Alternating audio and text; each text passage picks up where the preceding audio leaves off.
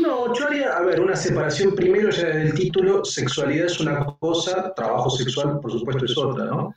Me parece que primero lo que es importante es pensar el tema de, como desde el punto de vista antropológico. Es decir, somos seres humanos sexuados. Una dimensión de la humanidad es la sexualidad. Así como hay una beta artística, una beta política, económica, somos seres sexuados, por lo tanto, ¿qué es lo que se hace con la sexualidad? O sea, solamente, digamos, a fines reproductivos, a fines lúdicos, a fines creativos. Bueno, me parece que con esa dimensión humana uno puede darle diferentes funcionalidades, sea la reproducción, sea una creación. Yo quizás tengo un enfoque básicamente de la sexualidad como una esfera de creación. Para mí es un espacio de creación fascinante, ¿no? Creo que es muy interesante lo que se puede dar allí. Creo que es una máquina de crear cosas nuevas. Pero esa es una dimensión, eso es lo que uno hace con la pareja o con quien quiere.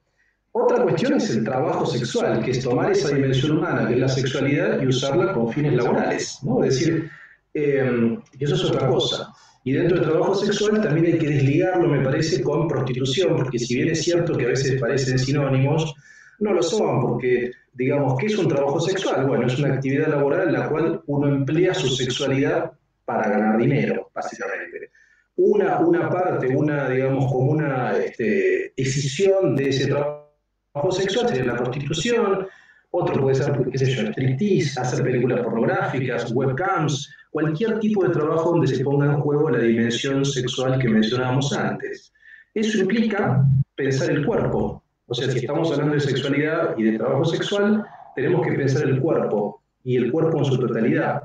En general yo tengo la impresión de que cuando se habla de trabajo, no se piensa las partes supuestamente digamos, que se consideran íntimas, la genitalidad, por ejemplo. Y me parece ahí, y esto es un disparador interesante para charlar entre todos, me parece a mí que hay una concepción, hay una antropología, un poco volviendo al inicio, que tiene un fuerte resabio cristiano, es decir, como si hubiera un elemento, una parte del cuerpo ligada solamente con la intimidad o con la emocionalidad, que también tenemos que pensar si sexualidad va con la emoción o no, es decir, uno puede vivir su sexualidad independientemente de algún tipo de emoción o de amor, desde luego, digamos, ¿no? Pero yo tengo la impresión de que también ahí se juega ese elemento, como si hubiera algo de la esfera privada, como si hubiera algo de la esfera íntima, que no se pudiera utilizar para trabajar. ¿Por qué no se puede trabajar con los genitales? Si uno trabaja con sus manos, si uno trabaja con la cabeza, si uno trabaja con todo el cuerpo, parte del cuerpo son los genitales. Entonces, eso me parece que es un elemento interesante también para pensar. Digamos, como en principio, eso diría, ¿no? Y después uno, digamos, si es más específico en lo que tiene que ver con el trabajo sexual, bueno, me parece que hay dos formas de encararlo. Uno, desde el punto de vista de los fundamentos filosóficos, a favor de la legalización o en contra de la legalización, cuáles son los argumentos que uno puede exponer. Mi posición es a favor de la legalización, después si quieren puedo dar algunos argumentos en ese sentido. Y otra cuestión, yo creo que también tiene que ver con lo empírico, es decir, veamos los países que efectivamente regularon el trabajo sexual, que no son muchos, son Holanda, Alemania, Nueva Zelanda, Uruguay, esos son los que tienen como una regulación más integral de toda esta cadena. Y después hay otros países que está parcializado, o sea, ¿no? Que como que no está penado el cliente o está penado el cliente. Si uno lo hace, digamos, intramuros, no hay una pena, pero si uno pone un burdel, sí. Entonces, esos son como cuestiones un poco más específicas, pero me parece que los cuatro países que sí lo han como despenalizado totalmente son esos cuatro que mencioné. Creo que el caso de Nueva Zelanda es el que tiene más consenso para la gente que trabaja en este ámbito. Eso para entrar y después podemos Eh, seguir. ¿Voy yo, Yamil? Sí, sí, dale, tranqui. Ok. Me parece que Luis Diego dio un buen pantallazo, casi una hoja de ruta de lo que puede ser el análisis de este tema. Yo en este minuto inicial quiero tocar uno de los puntos que él mencionó, que me parece fundamental antes de llegar a trabajo sexual, antes de llegar a la prostitución, antes de llegar a todo, que es lo mucho que nos ha costado a nuestra civilización amigarse con la idea de que somos un cuerpo. Permeados por la tradición judeocristiana, que como dice un Freire en Decadencia, es una tradición del no cuerpo, digamos. Cristo era un no cuerpo, así lo llaman Freire. un cuerpo no sexuado, igual que casi todos los personas de la Biblia, y también por una filosofía que a mi entender, vamos, es discutible, y ahí Luis también nos puede ilustrar en el punto, pero lo podríamos llamar por el eco del dualismo cartesiano, ¿no? O lo que Pinker llama en su libro La tabla rasa, lo que llama el fantasma en la máquina, ¿no? Esto de considerar que además de un cuerpo sensible hay otra sustancia que podemos llamar alma, que es realmente lo que nos hace personas, y eso creo que nos ensucia un poco la parte descriptiva, la parte del ser y no del deber ser a la hora de analizarnos, y nos cuesta vernos como cuerpos. Y a menudo cuando hablamos de cosificación, que me parece que atrás de ese concepto hay muchas demandas que son muy interesantes, pero también hay algunas que son erradas en el sentido de que nos guste o no, somos objetos, somos cosas, ocupamos un lugar en el espacio. No me acuerdo de quién dijo, por ahí le pedimos mucho al cerebro cuando solamente es carne con electricidad. Esto puede lucir un poco extremo, pero yo soy un poco de esa idea. Entiendo que el dualismo cartesiano en una época también sirvió como para contestarle a Hobbes, ¿no? El mecanismo de Hobbes y las consecuencias políticas que tenía la filosofía hobbesiana, pero a mí me parece que llevado al extremo nos hace, lo normativo nos hace olvidar de lo descriptivo, y lo descriptivo al final del día es estudiar nuestra naturaleza humana, que es corporal y sexual en un montón de puntos de vista, digamos, y que bueno, a partir de ahí se puede, por supuesto, normativizar y hacer moral, y hacer derecho, y hacer filosofía, pero sin olvidarnos de lo que somos. Entonces, me parece que ese debería ser el punto de partida para cualquier análisis de este tipo. Sí, ahí tomo un poco de guante por parte de los dos. Y el primer punto de partida al cual me parece imprescindible tener que meterme es por qué nos creemos con el derecho de juzgar el uso del cuerpo de los otros, ¿no? Y eso es interesante porque en líneas generales, si uno hace relevamientos antropológicos y demás, no ha sido una constante a lo largo de la historia la determinación del uso del cuerpo, o por lo menos no de manera tan restrictiva, y empieza a aparecer como una suerte de involución cultural en relación al uso del cuerpo a partir de la emergencia del cristianismo como corriente filosófica dominante o como visión de mundo dominante. Y esto no me parece un tema menor porque nos pone de manifiesto que de alguna manera el camino de censura del placer y del cuerpo como regla de juego general es relativamente cercana. De hecho, sin ir más lejos, creo que los griegos, y ahí podríamos hablar bastante si se quiere de los distintos usos del sexo en la antigua Grecia, tenían una relación bastante más interesante, cotidiana, libre del sexo, y de alguna manera a partir del surgimiento del cristianismo aparece una suerte de proceso de privatización del sexo que sale de la esfera de lo público, que sale de la esfera de lo comunitario, que sale de la esfera de lo compartido y empieza a volverse algo privado sumado a ser algo vergonzoso o algo que debe inspirar culpa o que de alguna manera requería ser tratado como un secreto o algo fuera de lugar. En ese sentido, es interesante ver cómo recién hacia el Renacimiento probablemente empieza a aparecer, con todo lo que el Renacimiento implica, una suerte de oda o de reconexión al goce, al placer, a lo bueno de la vida, si se quiere, al hedonismo, como una ética posible o como un fin posible para la existencia humana. Y por ejemplo, uno de los textos que a mí más me enriquecen, o que más me han enriquecido en mi proceso de ruptura con la religión, para aquellos que no lo saben, yo vengo de una familia muy ortodoxa religiosamente, y hasta los 20 más o menos fui ultraortodoxo y demás, así que creo que Luis me llevó a conocer en esa época donde era poco más que un avatar de Dios en la tierra con un grado de rectitud absoluto, y luego para convertirme en un libertino hecho y derecho. Pero más allá de ese proceso de liberación, Un libro que a mí me hizo muy bien y que aparte es muy lindo para pensar la sexualidad en el marco del medioevo y demás, son las memorias de Casanova, que aprovecho para compartir una anécdota al respecto. Una vez me calenté con tener este libro, me recorrí todas las librerías de la calle Corriente ofreciendo una recompensa para el que me encontraba el libro, y lo terminé encontrando en una caja escondida abajo de una mesa de esas, ¿viste? Donde están todos los libros apilados ahí en las transversales de Corrientes, y no sé, a plata de hoy, digamos que ofrecía 5 lucas para el que me conseguía el libro, y lo terminé comprando por 500 pesos.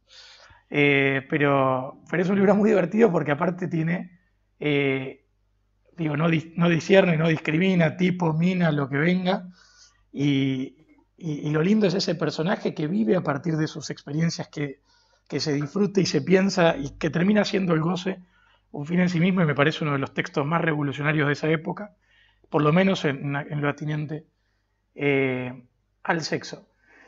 Y yendo a la cuestión de la prostitución, como para tomar el guante que planteó Luis Diego con respecto a los modelos normativos, en realidad hay 5 modelos.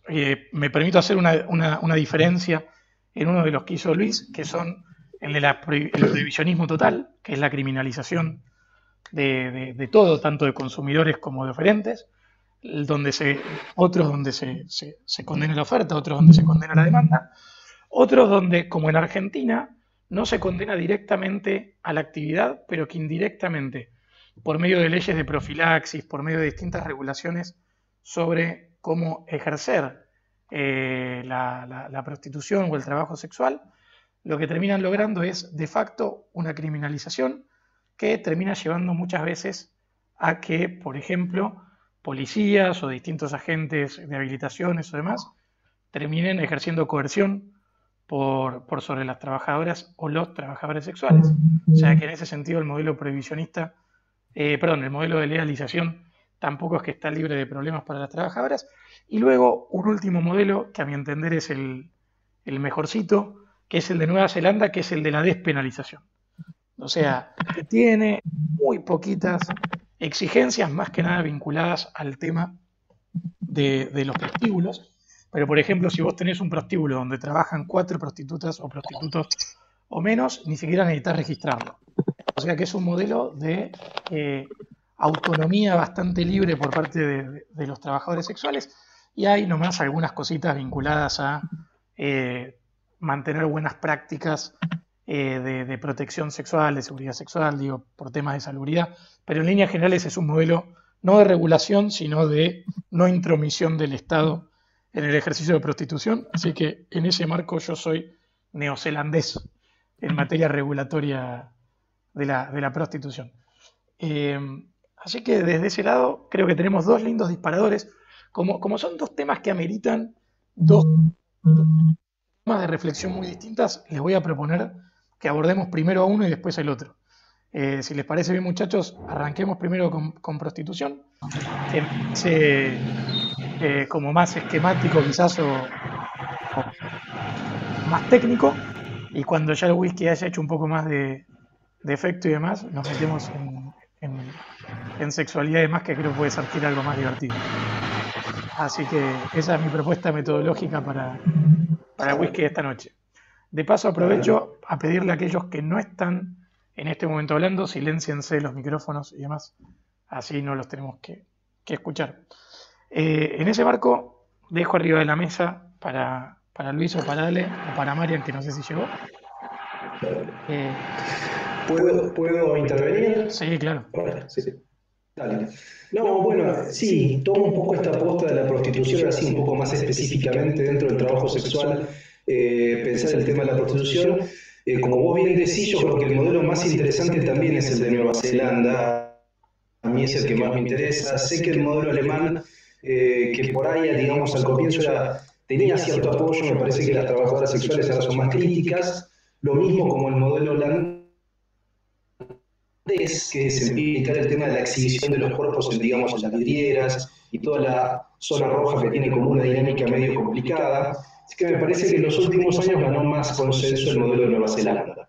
Pero más allá de los modelos, y esto lo quiero decir de entrada, porque también en el Twitter comentó esto. Yo creo que lo primero que hay que hacer, sin lugar a dudas, es escuchar a quienes ejercen ese trabajo. Es el punto número uno, digamos, porque uno habla, digamos, como de afuera o como cliente o lo que sea, pero es importante escuchar básicamente quienes ejercen, quienes ponen el cuerpo en esa labor, porque ellos son los que saben cuáles son las condiciones de laburo, saben por qué lo hacen, si lo hacen simplemente por una necesidad económica, por algún tipo de placer, o sea, eso me parece fundamental. Y acá hay, digamos, un sindicato que es SAMAR, que tiene como una personería jurídica, pero obviamente que no está totalmente regularizado, que es una posibilidad, es una vía para escuchar, digamos, ¿no? Entonces, eso como primer punto, que hay que escuchar a quienes ejercen el trabajo sexual, que cuenten sus inquietudes, ¿no? Sobre específicamente, digamos, el tema de la prostitución, yo escuché muy buenos argumentos en favor de la regulación, o bueno, ahí ya como Yamil hizo bien esa distinción de la legalización, descriminalización, es cierto que son sutilezas técnico-legales que son importantes marcar, pero más allá de eso, que sería una cuestión como de política pública muy específica, que yo no quiero hablar porque tampoco sé tanto de política pública, yo los argumentos más interesantes, yo nunca los leí en un libro de filosofía, si bien leí mucho sobre filosofía de la sexualidad y sexo y filosofía, la verdad que quienes más me convencieron fueron las propias trabajadoras sexuales con sus argumentos, ¿no? Digamos, ese grupo que está a favor de la legalización. Uno de los argumentos muy interesantes es ese, es el que yo decía al comienzo del cuerpo, o sea, pensarnos como seres sexuados y pensar que si es legal que uno trabaje con las manos, ¿por qué sería ilegal que uno trabaje con el pene, con la vagina, con su ano? ¿Por qué? Si es parte del cuerpo. Y yo la verdad que nunca encontré un argumento contrario a esa posición convincente, porque a ver, todos los argumentos que yo veo son argumentos que tienen un resto religioso. O sea, porque es más sucio si uno trabaja con su ano que si uno trabaja con sus manos, porque es algo que forma parte de la esfera de la intimidad. Eso es muy subjetivo. Para algunos esos órganos pueden ser parte de su emocionalidad, del amor, y para otras personas no. Simplemente es una zona de placer, es una zona erógena y punto. Entonces, nunca encontré un buen argumento en contra de utilizar los genitales como una herramienta de trabajo. Eso como primer punto. Y ese argumento yo se lo escuché a las trabajadoras sexuales. Y el otro argumento que también es bien interesante, si uno tiene una perspectiva marxista, por ejemplo, y esto lo he escuchado de trotskistas que están en contra de legalizar, digamos, el trabajo sexual, ¿por qué supuestamente yo soy marxista? Ese trabajo es más esclavizante, es más explotador que otros trabajos. O sea, si uno es marxista, debería decir, bueno, hay que abolir todos los trabajos, hay que abolir, digamos, el capitalismo, porque el capitalismo es intrínsecamente explotador, la plusvalía, etcétera, etcétera. Sin embargo, ellos ponen el énfasis en abolir el trabajo sexual y en los otros trabajos apoyan la sindicalización. Entonces yo noto ahí una contradicción tremenda si uno es marxista, o sea, o apoyamos la sindicalización de todo, o vamos a abolir el sistema capitalista por entero. Entonces, por tanto, esa sectorización de que un trabajo es peor que otro, tampoco como que me resulta convincente, digamos, ¿no? Entonces, esos dos argumentos yo creo que son centrales. Primero, pensar la especificidad del trabajo y después pensar con qué partes del cuerpo trabajamos. Y un punto tercero, yo diría, ¿por qué el trabajo sexual es más denigrante que limpiar casas o que laburar en un call center de 8 de la mañana a 8 de la noche? ¿Es más explotador realmente? Hay muchas trabajadoras sexuales que dicen que no, que pueden elegir sus horarios, algunas pueden hasta elegir sus clientes. O sea, hay una cantidad de sutilezas que uno como que no termina de ver porque no está en el día a día de eso. Hasta acá por ahora, después tengo otras cosas para decir. A ver, hay alguna cosita rápida para agregar.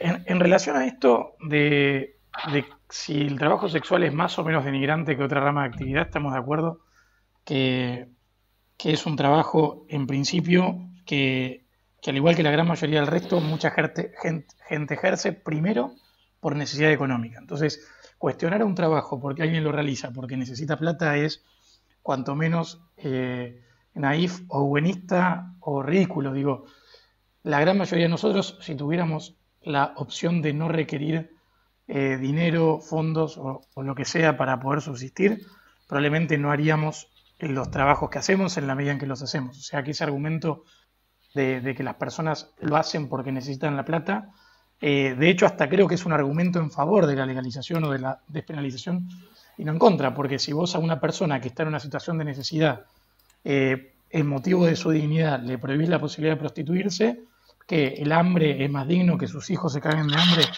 es más digno, digo, podemos estar de acuerdo en que es una cagada que eso pase, pero pasa.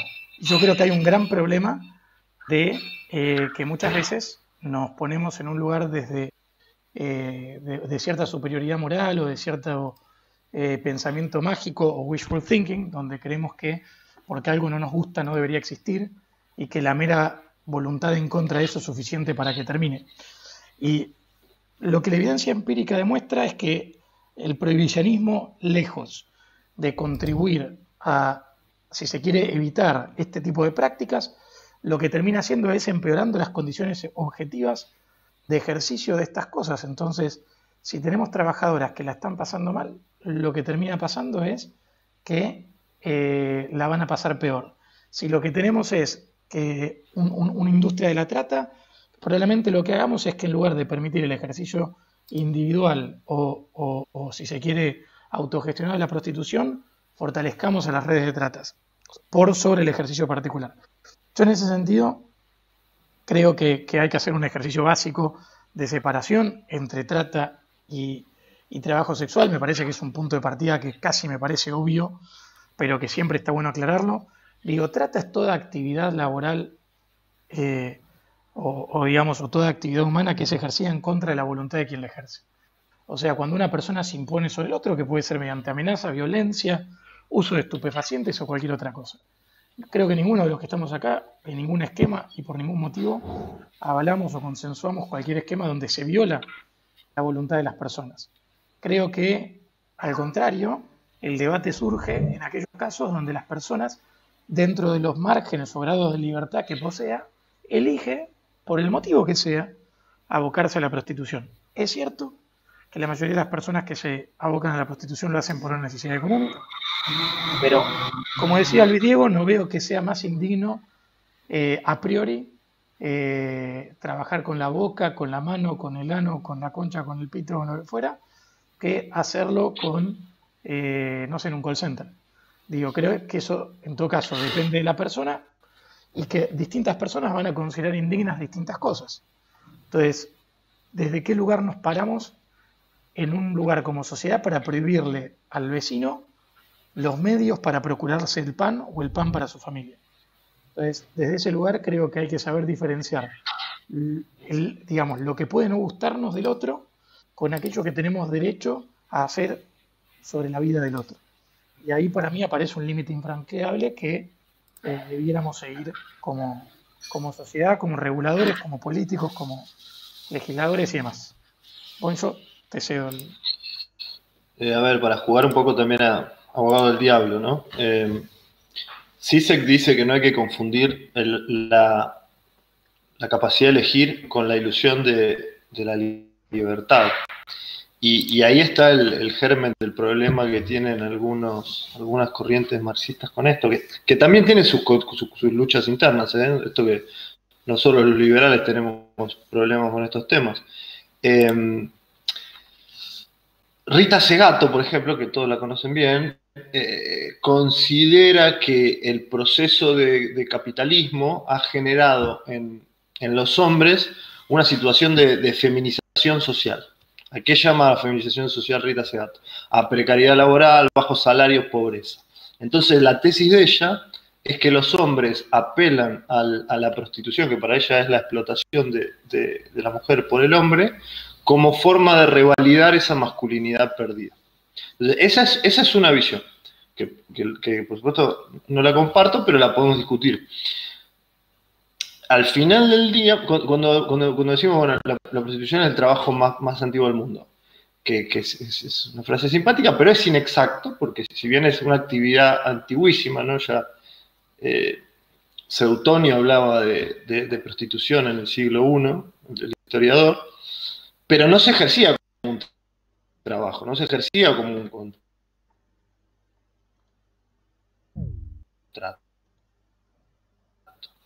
Solo recientemente la mujer pasó a ser sujeto de derecho y no objeto de derecho, pasó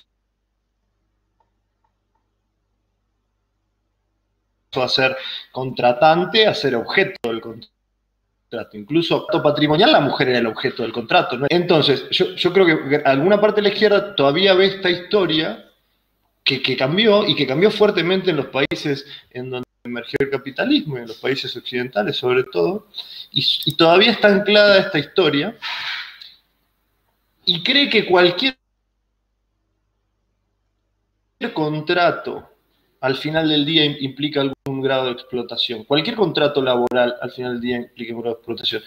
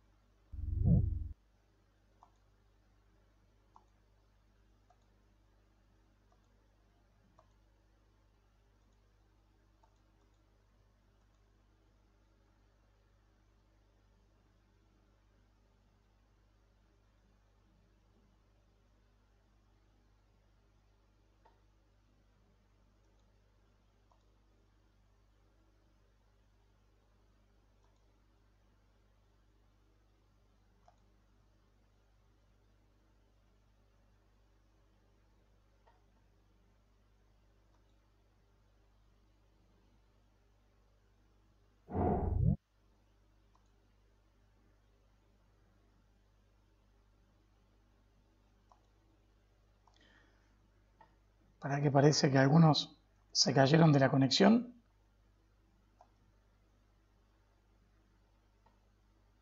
Ahí va. Parece que alguno se cayó de la conexión, o un par. Disculpen, problemas técnicos. Exclusiva de la izquierda. Otro día discutía con un anarcocapitalista que me decía lo mismo. Yo le decía, para vos no puede existir un ciudadano contento con su estado. Tiene que ser un explotado que no se da cuenta que está explotado porque se te sale de tu esquema mental. Entonces digo, son esquemas muy cerrados, muy cerrados. Yo ando con cáscara de huevo en estos temas porque digo, la mujer tuvo un papel lamentable en la historia, o sea, le asignamos un papel lamentable en la historia, entonces uno tiene que andar con mucho cuidado, pero me parece que quedaron ancladas a una visión un poco perimida de toda la corriente actual de liberación femenina. Y después, y si quieren lo dejamos para después, sobre todo esta visión del trabajo con el cuerpo, del trabajo con la sexualidad, les quedó vieja respecto de la actualidad de esos rubros. O sea, siguen hablando de taxis cuando existe Uber. Muchas mujeres y hombres también están hablando. Muchos hombres también ganan dinero con aplicaciones como Patreon, no sé cómo se llama esta. Que te financias mandándole fotos tuyas privadas, esas. Fotos y videos. Digo, eso quedó fuera del análisis de Rita Segato y quedó fuera del análisis de muchas corrientes feministas que en otros puntos me parece que dan en la clave, pero en este no. Bueno, hablando de mujeres, ha llegado nuestra coequiper de esta noche de la tribuna femenina. Está ahí Mariana Kretovics. ¿Cómo andas, Marian? Bienvenida. Habilitate el mic y dale nomás. Ahí está. Genial. Hola, ¿cómo están? ¿Todo bien? Bien, todo bien, todo bien. Bueno, genial. No sé cuánto llegaste a escuchar, pero te queremos escuchar a vos antes de profundizar con el tema práctico de la prostitución, como venimos. Llegué a escuchar algo. Bueno, dale nomás. Te escuchamos a vos. ¿Me escuchan? ¿Ahí? Sí, perfectamente. Hola. Ah, genial. Sí, te escuchamos. Bien, genial. La verdad es que es un tema que tiene como muchas aristas, o al menos porque está la parte legal, después está la parte de la libertad. Yo acá no traje whisky Yamil, pero me estoy tomando un vino que se llama Prisionero, o sea, y que tiene que ver también con la libertad. Por eso me pareció tan interesante todo lo que encerraba la temática.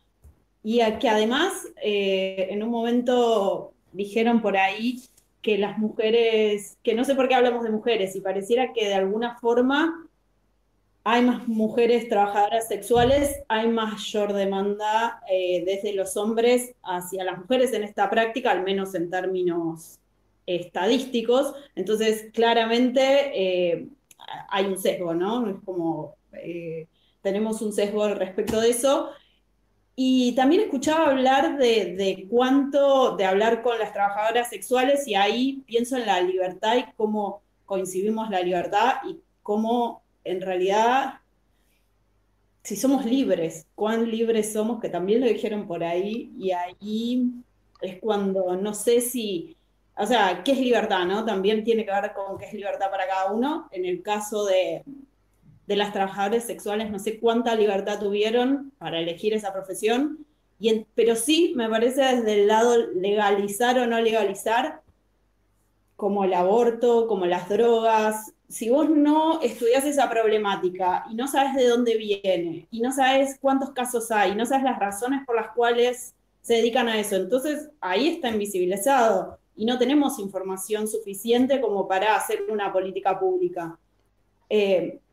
También las políticas públicas son, o sea, como que a veces funcionan esto de los grupos femeninos, pero no sé si son tan efectivas. Entonces, si querés hacer una política pública que funcione, por lo menos tenés que tener información. Entonces, si sigue o sea, si sigue siendo ilegal, si sigue siendo marginal, si en realidad hay culpa, hay vergüenza, todas estas cosas no hacen más que atentar contra las personas que sí no lo están ejerciendo en libertad. Si bien es un contrato privado, y ahí es cuando digo que la libertad, bueno, o sea, lo privado de las personas, y ahí es todo el dilema.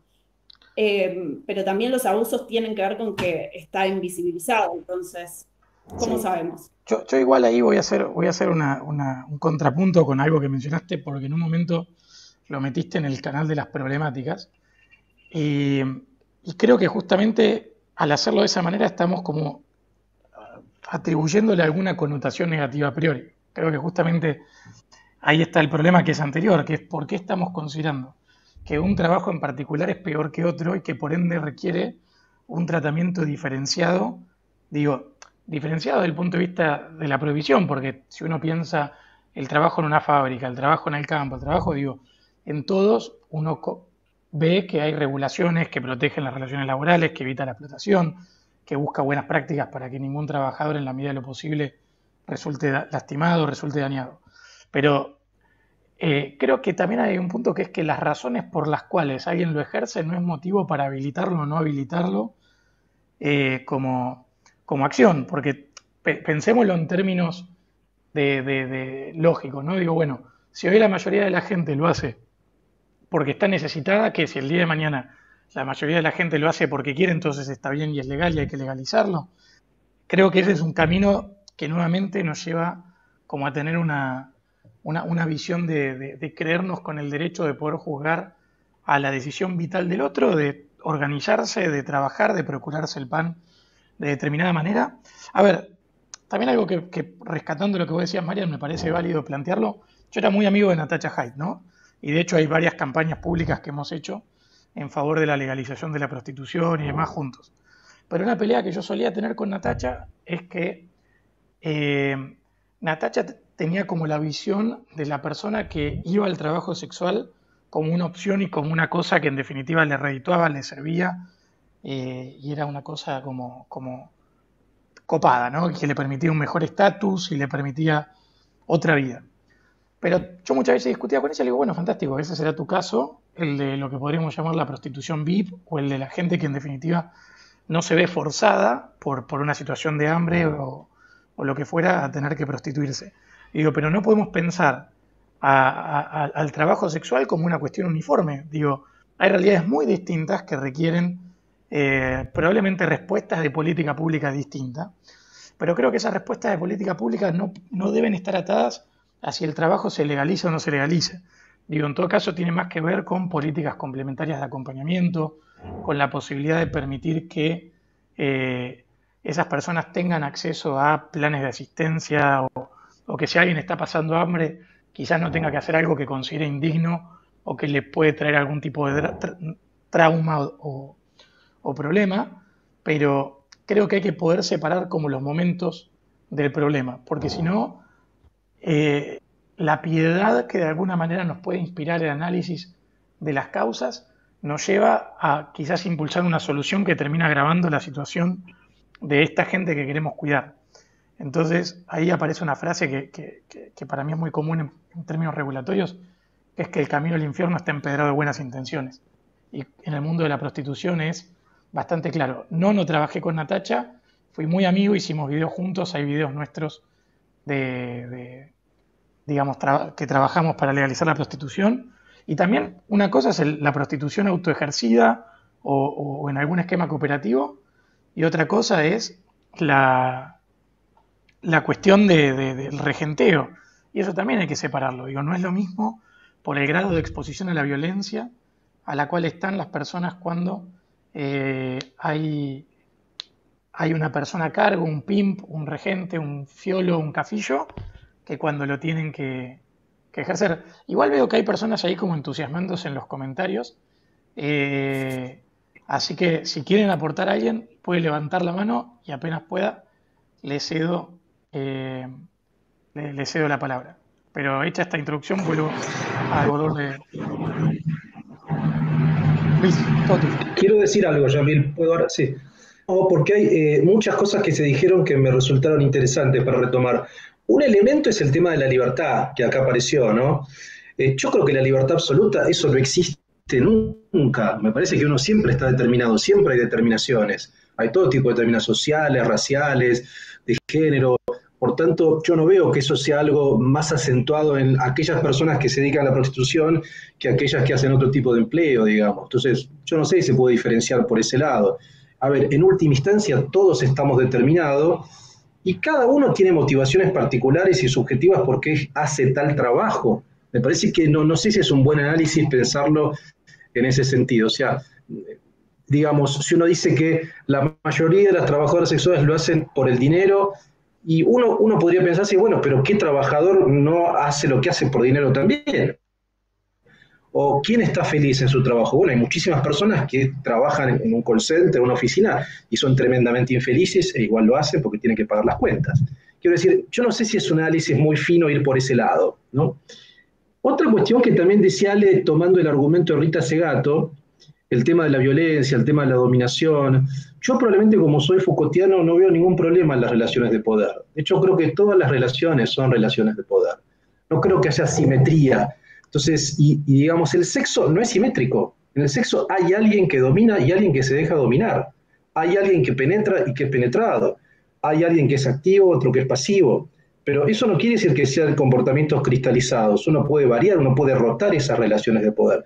Precisamente, quizá el aporte más interesante de Foucault fue hacernos ver que el poder no es algo estable, inmóvil. El poder es algo circulante, el poder es algo dinámico, el poder es algo que es reversible. Uno en una situación puede ejercer el poder y en otra situación lo puede padecer. Y por otra parte, no creo que el poder per se sea negativo. Para mí el poder es productivo, el poder produce relaciones. Por lo tanto, si hay dominación, a mí me parece que sí, pero yo no veo un problema en esa dominación, siempre que la dominación sea consensuada, no que haya una coacción, no que yo esté violentando, no, en ese sentido no. Si es un juego sexual, puede ser un juego sexual desde luego consensuado, ¿no? Pero el tema de la simetría y asimetría en las relaciones de poder, que es un tema que me fascina, me parece que no hay ninguna relación que esté exenta de eso. Digo, un padre con un hijo, el padre está ejerciendo el poder, un docente con un alumno, un psiquiatra con un paciente, un médico con un paciente. Claramente hay relaciones de poder en casi todas las relaciones, en todas. Entonces, me parece que la sexualidad, o lo que tiene que ver con el trabajo sexual, es otro espacio donde se ve la cuestión del poder. Es cierto que en ese caso se ve la cuestión del poder centrada en una dimensión, si ustedes quieren, sexoafectiva, y donde ahí también aparece un elemento que de alguna u otra manera estamos hablando, que es el elemento feminista, porque en general la discusión sobre la prostitución está teñida un poco como subrepticiamente también por el debate feminista, por el rol de la mujer, digamos, ¿no? Entonces, eso también aparece de manera muy clara. Y es cierto que tenemos que hablar de hombres, de mujeres, de hombres trans y de mujeres trans y de taxi boys, o sea, Me parece que cometemos un error también cuando habla de trabajo sexual. Hay trabajos sexuales muy distintos. Como decía Yamil, una cosa es la prostitución VIP, otra cosa es una chica que está parada en una esquina, otra cosa es la zona roja trans de Palermo, otra cosa es un taxiboy de Constitución. Es decir, son realidades muy distintas como trabajos muy distintos. Lo mismo se ve en la pornografía. No se puede hablar de la pornografía. Hay diferentes estilos y estéticas pornográficas y condiciones de trabajo distintos en la pornografía. No es lo mismo el porno mainstream de California al posporno, por ejemplo, que está dominado por el discurso feminista, donde hay estéticas mucho más subversivas, donde la mujer tiene el rol dominante. Entonces, me parece que tenemos que empezar a ser más sutiles en no hablar en términos universales, ¿no? Hay diferentes trabajos sexuales, diferentes expresiones pornográficas, y me parece que cada una tiene una realidad muy distinta. Entonces, y en ese sentido, uno puede optar por alguna o por otra. Yo puedo preferir tal a otra, digamos, ¿no? Eso por ahora. A mí me parece que surgieron los dos temas clave, por lo menos desde la parte filosófica, después podemos ver la cuestión legal, pero que son el concepto de libertad y el concepto de poder que vos lo expresás muy bien. Ahora, claro, para los que consideran que libertad es ausencia de poder, la prostitución es intolerable, el comercio es intolerable, las relaciones de trabajo son intolerables, las relaciones de pareja son intolerables, el matrimonio es intolerable, todo es intolerable porque, como vos decís, el poder es inevitable. Es inevitable y estoy de acuerdo con vos, es que no hay que verlo como algo malo. Ahora, claro, el suponer que el poder deviene necesariamente en violencia, que yo creo que de ahí está uno de los problemas de estas corrientes, bueno, te llevas a no poder digerir estas relaciones y otras tantas, digamos, no son pocos los que consideran que el matrimonio es una institución necesariamente opresiva. Ahora, claro, yo tengo el problema de que si bien abrazo muchas o varias de las demandas del feminismo, de lo que yo considero que es feminismo liberal, claro, me lleva a ponerme en contra de todas estas, que creo que, de nuevo, erran el objetivo cuando van contra el molino de viento. Entonces, no pueden ver una libertad contractual donde consideran que el contrato en sí ya de por sí es puramente opresivo. Así que yo estoy con vos. Y nada, creo que tenemos que repensar el tema de libertad y nos tenemos que amigar con el poder. Y esto suena un poco feo, pero tenemos que amigarnos con el concepto de poder. Sí, yo igual agrego algo porque estoy leyendo acá algunas voces críticas que tenemos en el chat que hacen que esto sea mucho más interesante, y que quieren poner a la palabra deseo en el medio de la ecuación como que hay que unir sexualidad con deseo. Como si en definitiva muchas de las cosas que nosotros hiciéramos estuvieran motivadas o fueran buenas digamos, o justas en sí, porque hay deseo. Que yo pongo un caso práctico, ¿no? Hay cierta relación romántica con la paternidad. Y para los que somos padres te puedo asegurar que hay un montón de momentos donde nos queremos pegar un tiro en las pelotas, digo. Eso no quiere decir que no amemos a nuestros hijos, eso no quiere decir que uno no quiera ser padre, pero digo, el deseo es algo prescindente y muchas veces no está, y ahí aparece perfectamente el tema del deber, el tema del compromiso, o si uno lo quiere poner en términos de trabajo, digo, ¿cuánta gente tiene deseo de ir a ser cajero en un local o deseo de ir a tribunales a las 7 de la mañana un día que hace frío? No es el deseo de la actividad en sí, sino que en todo caso es el deseo por aquellas cosas que el sacrificio que representa el trabajo, porque el trabajo justamente es en general un sacrificio, permite luego diferir el placer a la obtención de la recompensa. Y la gran ventaja, si se le quiere, del capitalismo moderno es que mientras antes la gratificación o la paga por el trabajo era la mera subsistencia con suerte, hoy, digamos, los frutos de nuestro sacrificio, los frutos de nuestro trabajo nos permiten perseguir, digo, bienes, servicios, claro, o cosas que en definitiva nos reportan una mayor cantidad de placer más genuino. Entonces, claro, pero de nuevo, ¿te puedo agregar una cosita ahí? Sí, por supuesto. No, que para muchas de estas corrientes, todo esto que vos estás diciendo y describiendo perfectamente, es un accidente, es algo que no debería ser así. De nuevo, volvamos a la tradición judeocristiana, ¿no? El castigo, la expulsión del paraíso fue, a partir de ahora van a tener que laburar, muchachos. A partir de ahora van a tener que laburar. El mito del buen salvaje de Rousseau era, mirá, vivíamos en estadios de civilización y paz y cierta abundancia hasta la propiedad privada. Entonces, todo esto es accidental, todo esto es accidental. Lo lógico sería que vivamos sin relaciones de poder y sin escasez. Entonces, escasez y poder son dos conceptos que nos cuesta muchísimo digerir. A nosotros no, pero a mucha gente le cuesta muchísimo digerir. Bien, ahí voy a circular un poquito la palabra porque tenemos un montón de manos levantadas. Vamos con Marian, después con Alexia, después con Juli y después con Tincho. Es algo cortito nada más. Simplemente quiero responder el tema de libertad, que sería hermoso pensar que todos tenemos la misma libertad, y al tema de los órganos, como compararlos con una mano, y creo que esto son órganos de placer, y está bien. Lo que estuve leyendo un poquito lo que ponen en el chat. Me parece que si se puede trabajar en lo que tiene que ver para que no hayan situaciones cercanas a la coerción y que más mujeres en libertad puedan elegir usar sus manos o cosas que no tienen que ver con su placer, está buenísimo. Y si hay otras que eligen hacerlo, genial. Mientras haya más personas que puedan elegir y que puedan tener más libertad. Me parece que eso a veces hay que ver cómo definimos libertad, y yo estoy segura que es un hermoso ideal pensar que todos estamos en libertad y pensar que, como dijeron, bueno, hay un gran abanico, pero bueno, hay veces que la prostitución está muy cercana a situaciones en las que no hay libertad, que fueron ejercidas desde muy temprano. Si bien yo estoy más cerca de que se legalice, y me parece que habría que sacarle toda la parte vergonzosa y toda la parte de tabú y todo el resto. Bueno, hay que ver que yo quisiera saber qué pasa, y como quisiera saber qué pasa con las pibas que abortan, o sea, y esto está buenísimo también para los que dicen, bueno, no hay que legalizarlo, no existe. O sea, como que es súper hipócrita pensar que no existe, y me parece eso, que no sé si el concepto de libertad es diferente para todos, y quizás no es tan igual la libertad de unos y de otros. Bien, vamos ahora, Alexia, con vos. Hola, buenas noches. ¿Se escucha bien ahí? Sí, habilita la cámara si podés, así bueno. No le hablamos a un circulito. Dale. A ver, ahí estoy. Bueno, yo no tengo una posición clara respecto de si hay que legalizarlo o no, si está bien o mal. El lado moral sí que lo dejo de lado.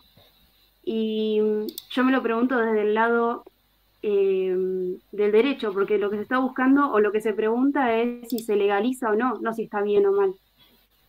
Y como se entiende, yo soy estudiante de Derecho, así que tengo estos conceptos bien a flor de piel, así que perdón si hablo como estudiante, no me queda otra. Pero como el derecho es uno solo y es íntegro, yo creo que va de la mano con lo que se viene planteando en los códigos. No sé si me doy a entender ahí. Sí, vos habla tranquila, Sí. Te preguntamos si no. Sí, si me contestan me siento menos haciendo discursos, por eso. Dale. Entonces, si vemos, por ejemplo, el lado sexual, en el Código Penal, lo que se penaliza justamente es aprovecharse de una situación en la cual la persona tiene ¿cómo se dice? Inexperiencia. El consentimiento o el consentimiento viciado, ¿no? Uh-huh. Entonces, hay que ver si la necesidad de dinero, en este caso, no vicia el consentimiento. Bueno, es ¿no? una buena pregunta. A priori te diría que no, o por lo menos no en reglas generales para el derecho, porque si no, básicamente todo contrato laboral o todo contrato donde haya una contraprestación económica, la existencia del dinero sería una suerte de elemento o de factor de perversión. O sea, claro. Lo que en todo caso podríamos pensar es qué pasa cuando hay un estado de gran necesidad. Pero a ver, pasa con cualquiera de nosotros, muchachos. Cuando uno está quebrado, revienta el auto. Cuando uno está en una situación de urgencia y necesita la plata, digo, está dispuesto a soportar un sacrificio mayor que el que estaría dispuesto a soportar cuando no tiene la urgencia o cuando no tiene la necesidad. El tema es que acá estamos romantizando por alguna razón el cuerpo. Entonces, si no logramos entender que el problema del punto de partida de esta conversación es que estamos atribuyéndole al uso del cuerpo de determinada manera una connotación más grave que cualquier otro uso del tiempo o del cuerpo en el que puede verse inmersa una persona, nos lleva a perseguirnos la cola detrás de ver si tal o cual caso es justo o injusto. Digo, todas las personas tenemos situaciones críticas, todas las personas podemos pasar hambre. A mí me ha tocado estar días sin comer. Digo, no recurrí a la prostitución, pero terminé dando clases literalmente por 2,50 pesos. Digo, y trabajaba de lunes a lunes y digo, regalaba mi trabajo, pero era lo que me permitía comer. Digo, claro. Hoy, por suerte, digamos, me emancipé de esa situación de necesidad extrema. Pero si me llegara a pasar, digo, lo haría sin sonrojarme. Y como, pero en ese estado de necesidad extrema, perdón que te interrumpa, pero si en ese estado de necesidad extrema vos hubieses vendido tu auto por Facebook, o la lancha, que es el ejemplo que nos dan, por Facebook, y demostrando de que de alguna manera el comprador sepa que vos estabas en esa necesidad de urgencia, ¿no? Estado de necesidad. ¿Vos no tenías derecho a reclamar el bien que enajenaste? No, para nada, porque no hay ninguna coerción por parte de quien lo está ejerciendo, ni yo estoy con mis facultades alienadas. Digo, la estás pasando mal, estás necesitado y por ende pedís, digo, vas y vendés. Si querés llevarlo al otro extremo, cuando tenés mucha hambre, vas a la parrilla o al restaurante de la vuelta de tu casa y estás cagado de hambre, digo, es un estado de necesidad extrema. Vas, pagás para que te den el bife de chorizo que te permita saciar ese hambre. Digo, esa necesidad que vos fuiste a satisfacer no hace que esté viciada tu voluntad. Digo, en todo caso es uno de los, si se quiere, móviles o motivos centrales a partir de los cuales se ve motivada la acción. Pero bueno, para circular la palabra, después podés volver a pedir a Alexia cuando quieras la palabra, y gracias por el aporte jurídico. Viene... A ver, más allá de lo normativo, nos guste o no, a mí no me gusta, pero existen algunos institutos jurídicos como el abuso de derecho y demás que te pueden terminar, no en el caso de la prostitución, que está al margen, pero sí en el caso de extrema necesidad o algo por el estilo. A mí me parecen que son institutos jurídicos bastante malos, porque justamente si vos estás en un estado de necesidad y encontrás a alguien que pueda comerciar con vos a unos niveles que vos no comerciarías en otras circunstancias, pero en esa sí, bueno, te terminaste beneficiando de esa situación. Por supuesto, te hubiera gustado negociar de otra manera más igualitaria si existe tal cosa, pero bueno, no estabas en esa situación.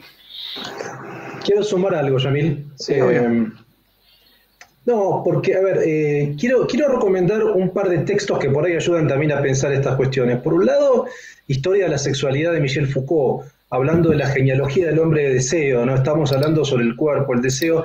Esos 4 textos de Foucault son extraordinarios. Lo que ahí hace Foucault es una historia, básicamente, de las prácticas de subjetivación en la antigüedad griega, romana, en el cristianismo, en la modernidad. Y ahí sí se ve muy bien, en cada época, cómo va cambiando el vínculo con el cuerpo, con el placer, con los afrodisia, como decían, digamos, los griegos. Y también para ser conscientes de que hay ciertas nociones que son muy, muy modernas. Por ejemplo, ustedes saben que el concepto de identidad sexual es un concepto absolutamente moderno, es de 1800. O sea, cuando un griego tenía un vínculo, cuando había vínculos entre hombres en el mundo griego, esos vínculos primero estaban bastante tipificados, ¿no?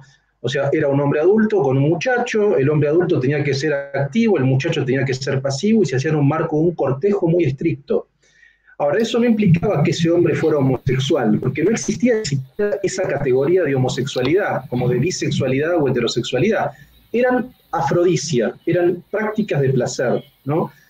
Después, viene mucho tiempo más tarde, en 1800, etcétera, la idea social, el concepto de identidad como una práctica. ¿Por qué si vos tenés prácticas sexuales con hombres sos homosexual, con mujeres heterosexual y demás? Incluso el concepto de género, que hoy está tan en boga, es un concepto que lo inventó un médico que se llamó John Money, para determinar a aquellas personas intersexuales que nacían con sus órganos genitales medio amorfos y que no se determinaba si era hombre o mujer. Entonces, me parece que Foucault es muy interesante para tener en cuenta toda esa genealogía. Y otro texto es un paper muy breve de Anne Ferguson que se llama Las Sex Wars, y que parte básicamente de un evento que ocurrió en el Barnard College en New York en 1984, donde fue un debate interno entre dos ramas del feminismo que a la postre son las que todavía siguen presentes. Una rama que son las feministas radicales, ¿no?, que hoy son hegemónicas probablemente, y otras son las feministas libertarias, pero no lo decía en un sentido liberal, sino más anarco, digamos, ¿no? Dentro de las feministas radicales había gente como Catherine McKinnon, y de otro lado estaba Gail Rubin, Pat Califia, etc. ¿Cuál era el gran debate ahí? No era tanto la prostitución, era más la pornografía, porque esto se dio en el marco del gobierno de Reagan, y Reagan tenía una cruzada antiporno. Reagan buscó, digamos, censurar la pornografía, algo que ya venía cuando estaba en California, digamos, ¿no? Bueno, y ahí se da algo muy interesante, que ustedes saben, esta rama de las feministas radicales que se oponían a la pornografía porque la leían como una forma de dominación patriarcal, junto a la familia, como decía Alejandro, junto al sadomasoquismo, se hacía una melange de un montón de prácticas que ellas consideraban que eran patriarcales y buscaban abolirlo eso. Y tácticamente en ese momento se alían con Reagan, se alían con el sector más conservador de los republicanos, para que vean cómo a veces izquierdas y derechas se tocan de un modo muy nítido, ¿no? Y por otro lado estaban las feministas, estas otras que eran antirradicales, que eran las libertarias, que decían que no era un problema de la práctica, que no era un problema de la pornografía, sino en todo caso de un tipo de pornografía. Lo que ellas decían es, no hay que prohibir la pornografía, alentemos expresiones no patriarcales de la pornografía, donde la mujer tenga un rol, donde la mujer esté más empoderada, donde haya vínculos lesbianos, donde haya vínculos fetichistas, sadomasoquistas, abramos toda la diversidad sexual del mundo porno y que no sea solamente un vínculo heterosexual clásico como el porno californiano que todos conocemos.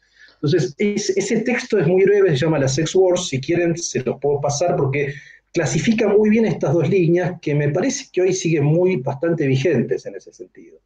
Está muy bueno, Luis. Aprovecho ahora para pasarle, tiralo acá, buscalo si lo tenés ahí a mano y tiralo acá en el chat para que el que lo quiera bajar lo baje. Mientras tanto, y para aquellos que nos están viendo por Instagram y demás, recuerden que en charlas.mejorar.com.ar/whisky pueden sumarse acá a la charla. Juli, tenés la palabra. Buenas noches. Bueno, menos mal que me la diste porque ya me estaba terminando el vino. Iba a tener que ir a buscar más. Bueno, yo ir un poco a lo que habían comentado anteriormente, la visión jurídico-cultural, ¿no?, que es el aporte que te puedo brindar yo. En el 42, Deodoro Roca decía, los dolores que quedan son las libertades que faltan, ¿no? Esta cuestión de no legislar por el hecho social, quizás de pensar que ante una ley va a salir masivamente todo el mundo a consumir, ya sea la marihuana, desde esa legalización que también está en discusión, o el sexo, desde un lugar absolutamente sanitario. Yo creo que la regulación de la cuestión de la prostitución tiene que ver con sacar del ámbito de lo prohibido y que de hecho ya está regulado por el narco y por la mafia, algo que debería regular el Estado por una cuestión de política sanitaria. Países como Holanda, no sé en qué año exactamente lo han regulado, y vos fíjate que la foto en Holanda es la familia real, es una monarquía, son los reyes con sus hijas, y estas discusiones ya las han dado, es decir, cuestiones que para Argentina o Latinoamérica son de moral pública, para otros países tienen que ver con seguridad pública. Entonces esas cuestiones de pensar, queremos plazas llenas de gente discutiendo desde el proteccionismo y demás cuestiones, la prohibición de la legalización por cuestiones de sesgo moral o cultural. ¿En qué papel cumple la salud pública en un país que discute cuestiones de moral y ética pública?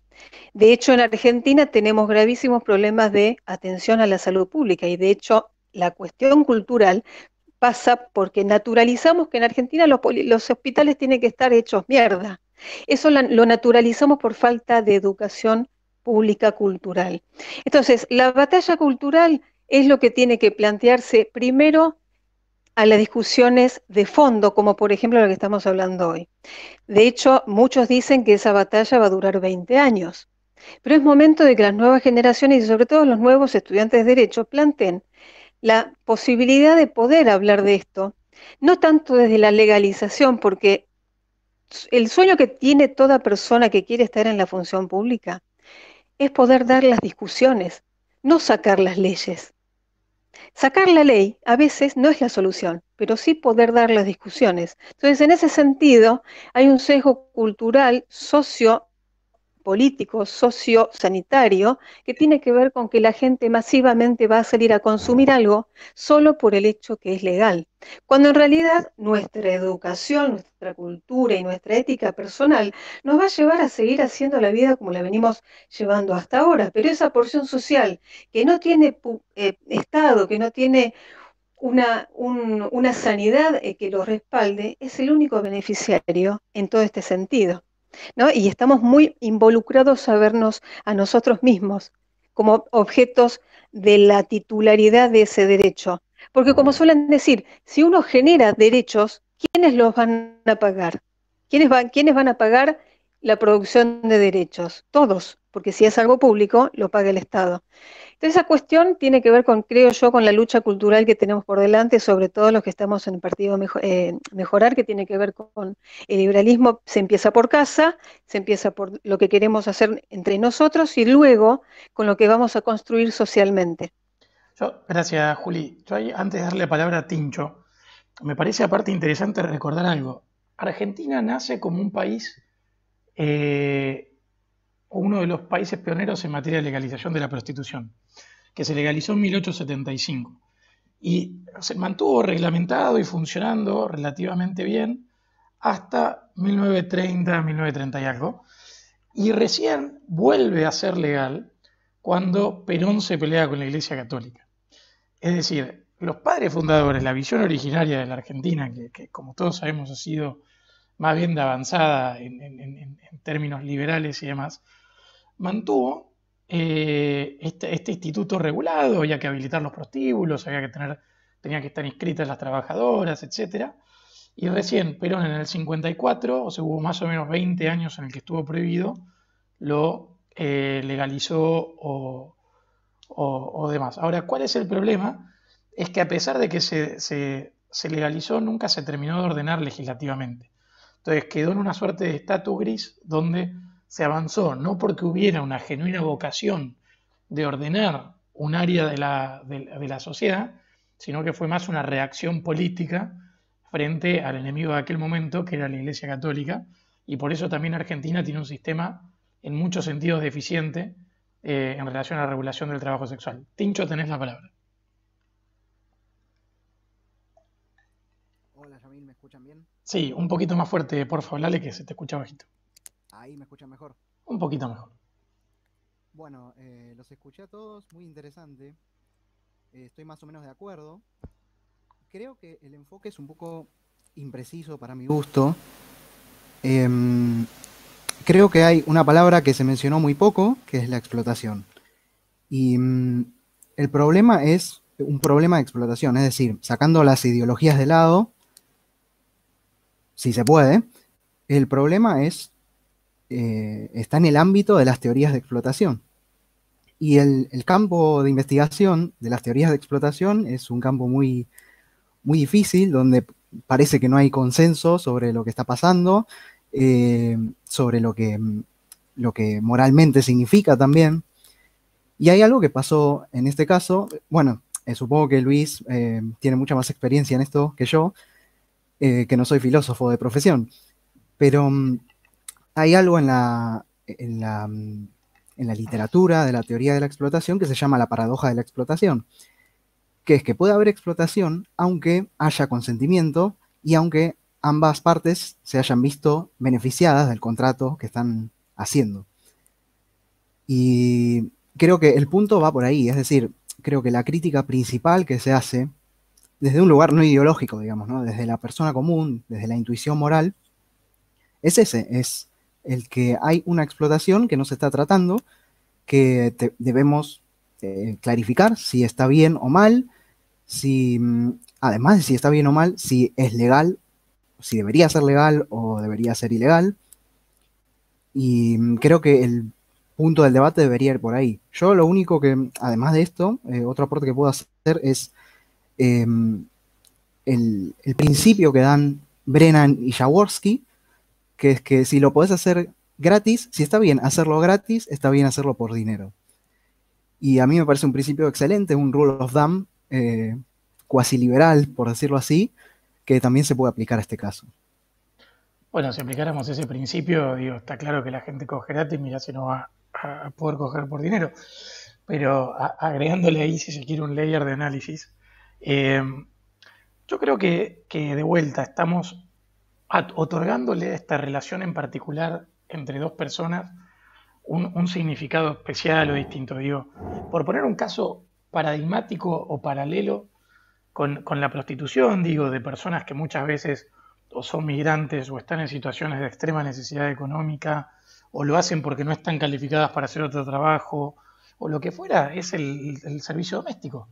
Digo, y a tal punto, digo, es un trabajo de calificación y de tratamiento especial que tiene un régimen laboral especial y el aporte que se paga por ese empleado es menor que el de cualquier otra rama de actividad. O sea, si se quiere, es hasta una suerte de explotación avalada por el Estado, si lo querés llevar al plano de equiparación o de análisis de derechos. Entonces, la pregunta real que te hago es, no se interrumpe. Entonces, la pregunta es, ¿por qué le estamos a un tipo de actividad particular otorgándole una gravedad especial cuando a todas luces hay otras acciones que van en la misma línea? Entonces, estamos de acuerdo que hay un montón de situaciones donde uno preferiría que el otro no se encuentre, pero puesto que se encuentra, digo, mejor que lo pueda hacer de la manera con menor exposición a la violencia, menor posibilidad de que salga lesionada, menor posibilidad de que sea abusada, digo, sea la trabajadora doméstica, que de hecho en Argentina hace no tanto tiempo se avanzó en la regularización laboral de las mismas, digo, y me parece que debiéramos seguir un camino similar con las trabajadoras. ¿Puedo dar una cosita chiquita? Y después Cam y después Santi. Voy con una cosita chiquitita. Qué interesante esto de cuál es la vara para medir si un trabajo es digno o indigno, ¿no? Porque ahí hay que mirar la cosa a la distancia. Un emperador o un rey comían y al lado tenían unos tipos que no estaban comiendo, que estaban parados, sirviéndole la comida y prestando atención a ver si necesitaban algo. Eso hoy lo tenemos todos a un precio relativamente accesible, se llaman mozos. Y mientras vos estás disfrutando con tus amigos y tomando el whisky, riéndote y no sé qué, no haces así como los emperadores romanos y vienen todos, pero viene uno que está disponible para vos, que no se sienta, que no come, que no toma, y que está parado mirando si vos necesitas algo. Si vos querés ver eso como algo indigno, lo podés ver tranquilamente. Vos tenés una persona que viene a tu casa a limpiar. De nuevo, eso era el mismo servicio que tenía un rey en la antigüedad. Tenía gente que le limpiaba. Bueno, hoy lo tenés a un precio relativamente... Si vos querés ver en eso, podés ver indignidad. Yo no veo indignidad, pero digo, si vos querés ver indignidad, la podés ver. Entonces, ¿dónde empieza y dónde termina el trabajo digno o el trabajo indigno? A mí me parece que... Vamos, es personal, digno es trabajar y ganarse el sueldo como uno quiera en libertad.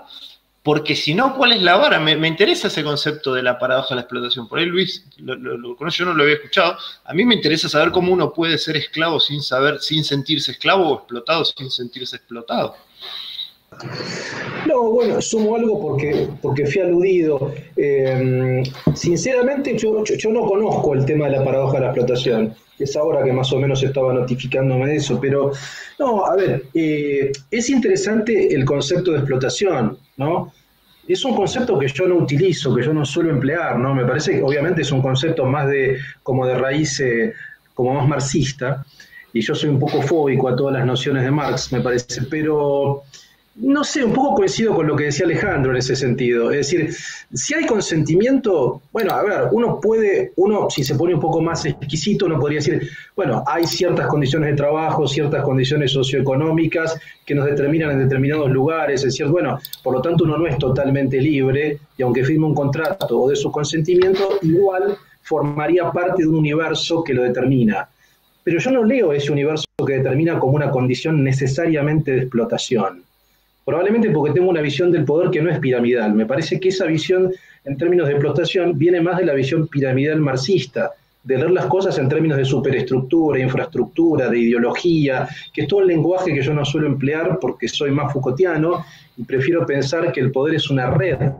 Por supuesto que no es una red donde todo el mundo posee la misma cantidad de poder, sino que hay diferencias, pero me parece que esas diferencias dependen del contexto en qué lugar. Un padre ejerce el poder frente a sus hijos, pero por ahí en la empresa él padece el poder de su jefe. Es decir, depende de dónde vos te sitúes, vas a ejercerlo o padecerlo. Entonces, me parece que en ese sentido todo el mundo sería explotador y explotado, depende de dónde se encuentre. Entonces, yo no soy tan lineal con que uno siempre es explotado. Probablemente esa lectura viene más de la idea de clase social de Marx, que es interesante igual, digamos, porque él veía que el capitalismo, y me parece que históricamente está bueno pensarlo, es una consecuencia del régimen feudal. O sea, no hay siervos, pero hay obreros, ¿no? O sea, ¿qué soy un obrero? Bueno, es un siervo, es lo que antes era el esclavo o el siervo. Supuestamente amparado bajo otro tipo de cuestiones, pero en definitiva sigue siendo eso. Me parece que es un diagnóstico interesante que lo podemos pensar, pero nos estamos desviando mucho también del tema del trabajo sexual, ¿no? Es hablar sobre el trabajo en sí mismo. Quiero retomar un chiquitín a lo que decía Yamil y volver sobre eso. Insisto, yo no veo por qué el trabajo sexual sería más explotador si uno adhiere a esa tesis que otros trabajos. O todo el trabajo implica explotación o no. O sea, ¿por qué ese tipo de trabajo específico, por qué sería más explotado que otro?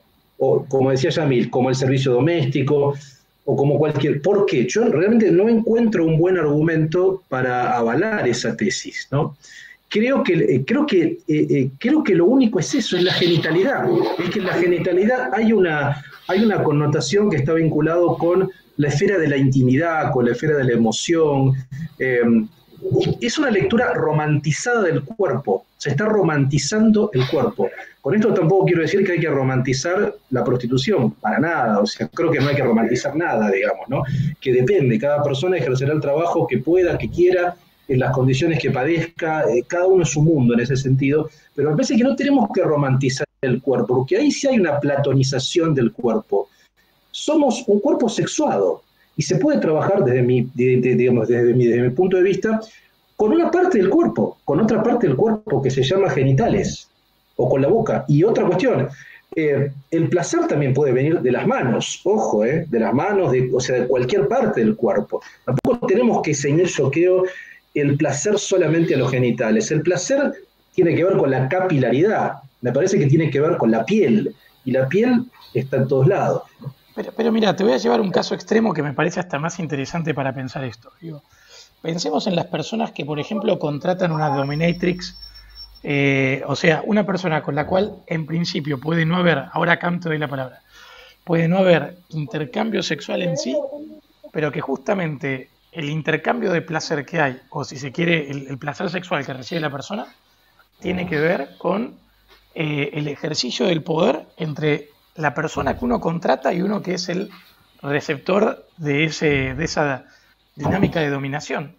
Entonces, creo que de vuelta estamos como pensando de una manera muy acotada y muy limitada al fenómeno del trabajo sexual y nos estamos perdiendo una gran multiplicidad de situaciones, de casos y demás, tratando de pintarnos una situación ideal de mujer víctima que indudablemente puede representar varios casos, y desde ya que hay situaciones de abuso y desde ya que hay situaciones de extrema necesidad y demás, pero creo que tenemos que salirnos de ese lugar porque hasta termina siendo insultante para aquellas personas que por el motivo que sean lo terminan ejerciendo. O sea, estamos estigmatizando a las personas que les toca o eligen ejercer la prostitución porque en definitiva no han podido conseguir otra cosa. Es como salir a decir que, no sé, todos los escribanos son unos hijos de remil puta y que nadie en la vida logra nada bueno si es escribano. Digo, uno lo dice en estos términos, se caga de risa porque entiende que los escribanos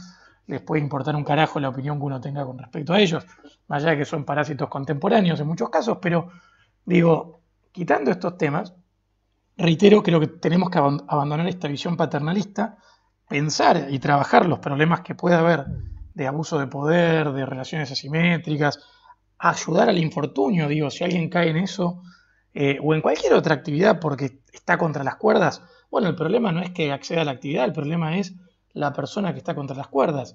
Y de hecho, si terminamos con la trata, si ayudamos a la persona que está en situaciones de infortunio y demás, probablemente hasta baje la oferta sexual y haya muchas menos personas trabajando de eso, y al mismo tiempo eso haría subir los precios, por ende más personas estarían tentadas a meterse, digo, lo cual también es interesante hasta pensar en el mercado de la prostitución.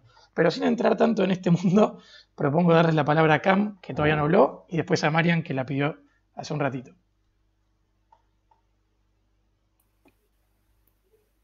¿Se me escucha? Sí. No puedo poner la cámara porque mi internet me anda bastante mal.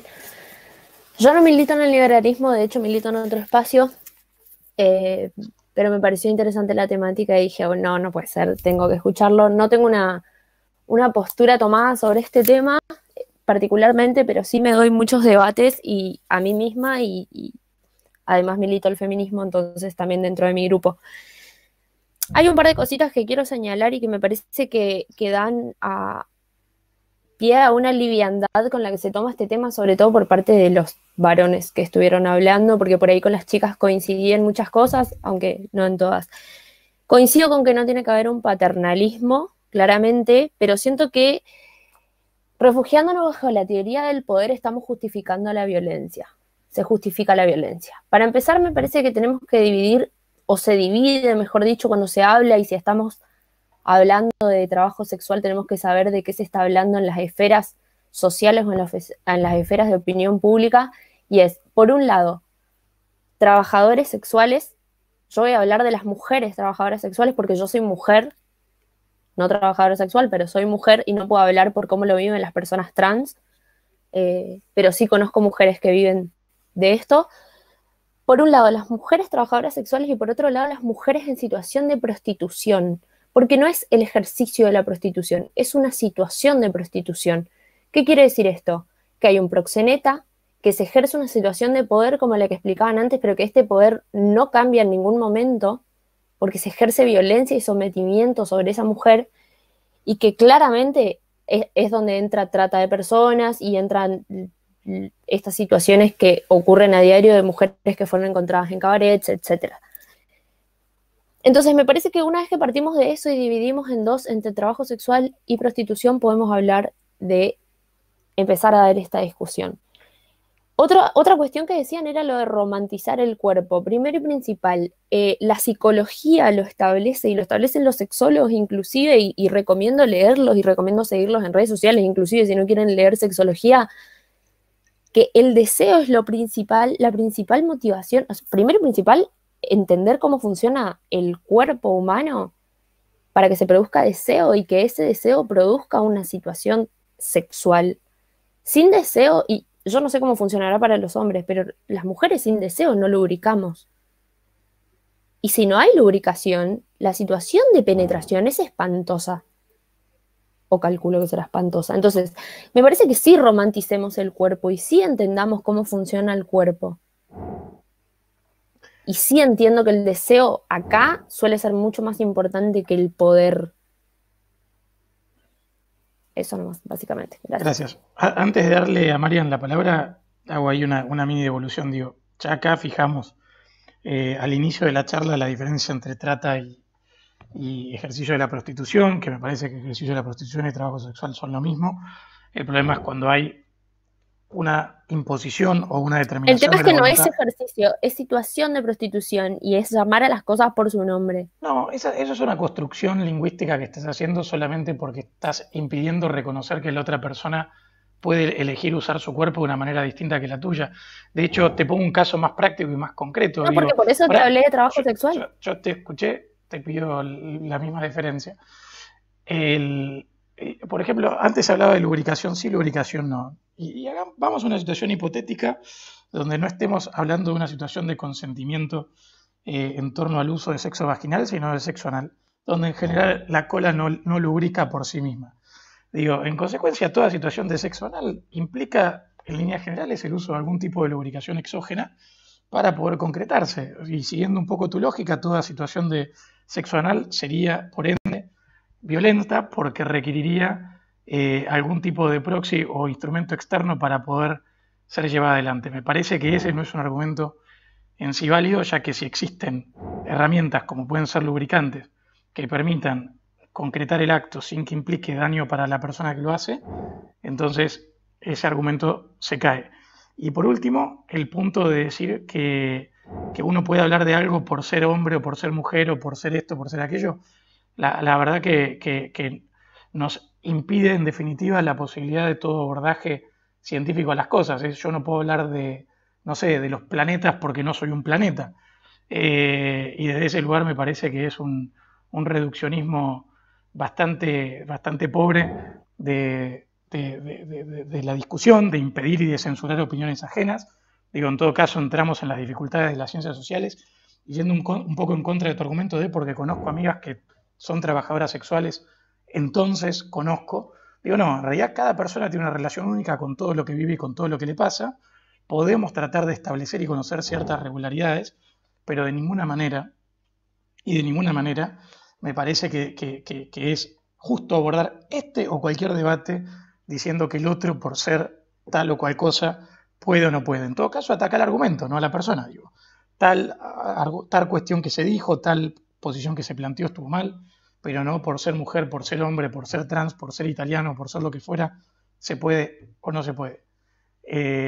No sé si alguno otro quiere de los chicos comentar algo, si no, Marian tiene la palabra. ¿Vos, Marian? Bueno,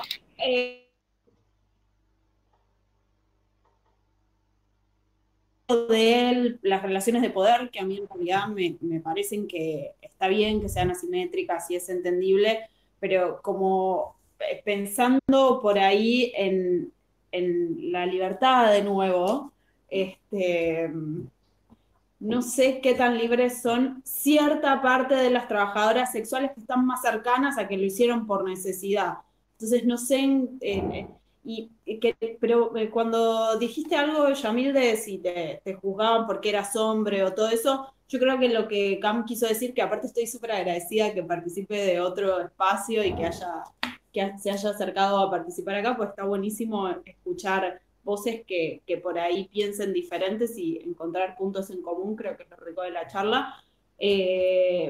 Más allá de que sea hombre o mujer, yo creo que por ahí lo pensó del lado de empatizar con esa situación, porque por ahí se encuentra más cercana a cuestiones que le pasan a las mujeres en general. No por eso desautoriza, o sea, creo que la construcción del feminismo, y yo también he participado en espacios de feminismo, las hacemos los hombres y las mujeres. O sea, no pienso que el hombre, o sea, encuentro súper rico que los hombres participen de esa discusión. Pero volviendo a las relaciones de poder, que era por lo que en realidad quería comentar esto, yo pienso la libertad, porque la pensé muchísimo, y que las personas, según, o sea, como que cada uno tiene un concepto diferente de libertad, por supuesto, porque somos sujetos y analizamos desde nuestra perspectiva qué es libertad, y entonces hay un montón de diferentes conceptos y construcciones que tenemos de la libertad. Seguro una persona en Corea del Norte no conoce la libertad como nosotros. Y nosotros tenemos otras posibilidades, pero también a veces está limitada nuestra libertad en cuanto a nuestra sabiduría, nuestro conocimiento, las opciones que tenemos para elegir. Entonces, libertad, para mí, y esto es una construcción que hice este último tiempo, que me pareció la más cercana, es cómo nosotros damos es cómo respondemos, cómo podemos responder a las circunstancias. Entonces, si las personas, está buenísimo toda esta charla que se está dando y todo este debate y poner estas cosas en la mesa para que en algún momento, para que las personas sean más libres de por ahí poder elegir eso si quieren, en una relación de poder diferente, si la tienen, que se acerque más bueno, ¿hay asimetrías en las relaciones de poder? Sí, obvio que las hay, todos las usamos, las mujeres también las usamos, y a veces muy en nuestro favor, y la verdad es que no podemos quejarnos de eso. O sea, eso es lo que me cuesta a veces del feminismo más del lado marxista. Pero también, ¿qué capacidad tienen las mujeres que están más cercanas al trabajo sexual por necesidad de dar otras respuestas, de encontrar otros caminos? Entonces ahí es cuando siento que un poco está dada liviana, está hablado con liviandad el tema de bueno, la relación de poder y todo lo demás, porque el sujeto no es tan libre para dar para llegar a ese acuerdo, ¿no? Digamos, me cuesta esa parte. ¿Puedo con una? Sí, dale, tenemos tenemos varias manitos, pero dale vos y vamos después a las manitos. No, es que está muy bueno el punto, está bueno, porque ¿hasta qué punto, la pregunta que pregunta la chica, ¿no? Y está bien, ¿hasta qué punto la necesidad, hasta qué punto podemos tolerar un actuar libre, pero muy, muy anclado en una necesidad? Ahora, la respuesta a eso es, ¿por qué lo aceptamos en otras actividades? Que es la pregunta que viene haciendo Luis y Yamil desde el principio. ¿Por qué en otras actividades no tenemos esa preocupación? Digamos, hay tipos que se meten en cisternas o usan camiones cisternas. Esos tipos no lo hacen porque les causa algún placer. Y también lo quiero relacionar con lo que dijo Camila, que está bueno también y lo valoro mucho viniendo de otro palo.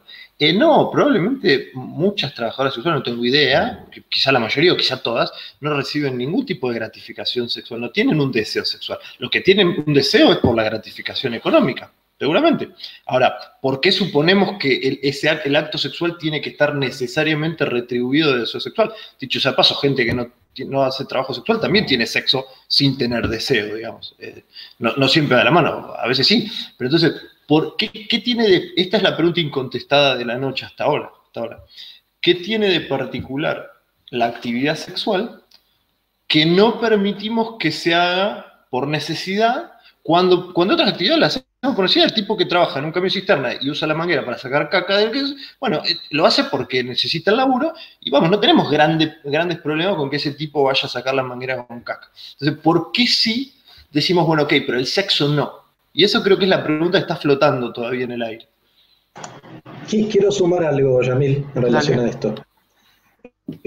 No, porque me parece que está bueno precisar algunos conceptos, ¿no? El concepto de poder, el concepto de libertad, el concepto de deseo que también se estaba mencionando. Depende, no hay una noción. Uno puede entender el deseo en el sentido de Freud, más como carencia, y es una carencia permanente, es una falta permanente que se satisface, luego se abre, o como Deleuze, como producción. Son maneras muy distintas de entender el concepto de deseo. Por tanto, no hay una unanimidad en los filósofos, en los psiquiatras, en los sexólogos, en relación al tema del deseo al que se aludía. Entonces, me parece que depende. Yo tengo una visión más del deseo en términos de Deleuze. Para mí el deseo es productivo y no tiene nada que ver con la carencia. Es una visión probablemente bastante más minoritaria.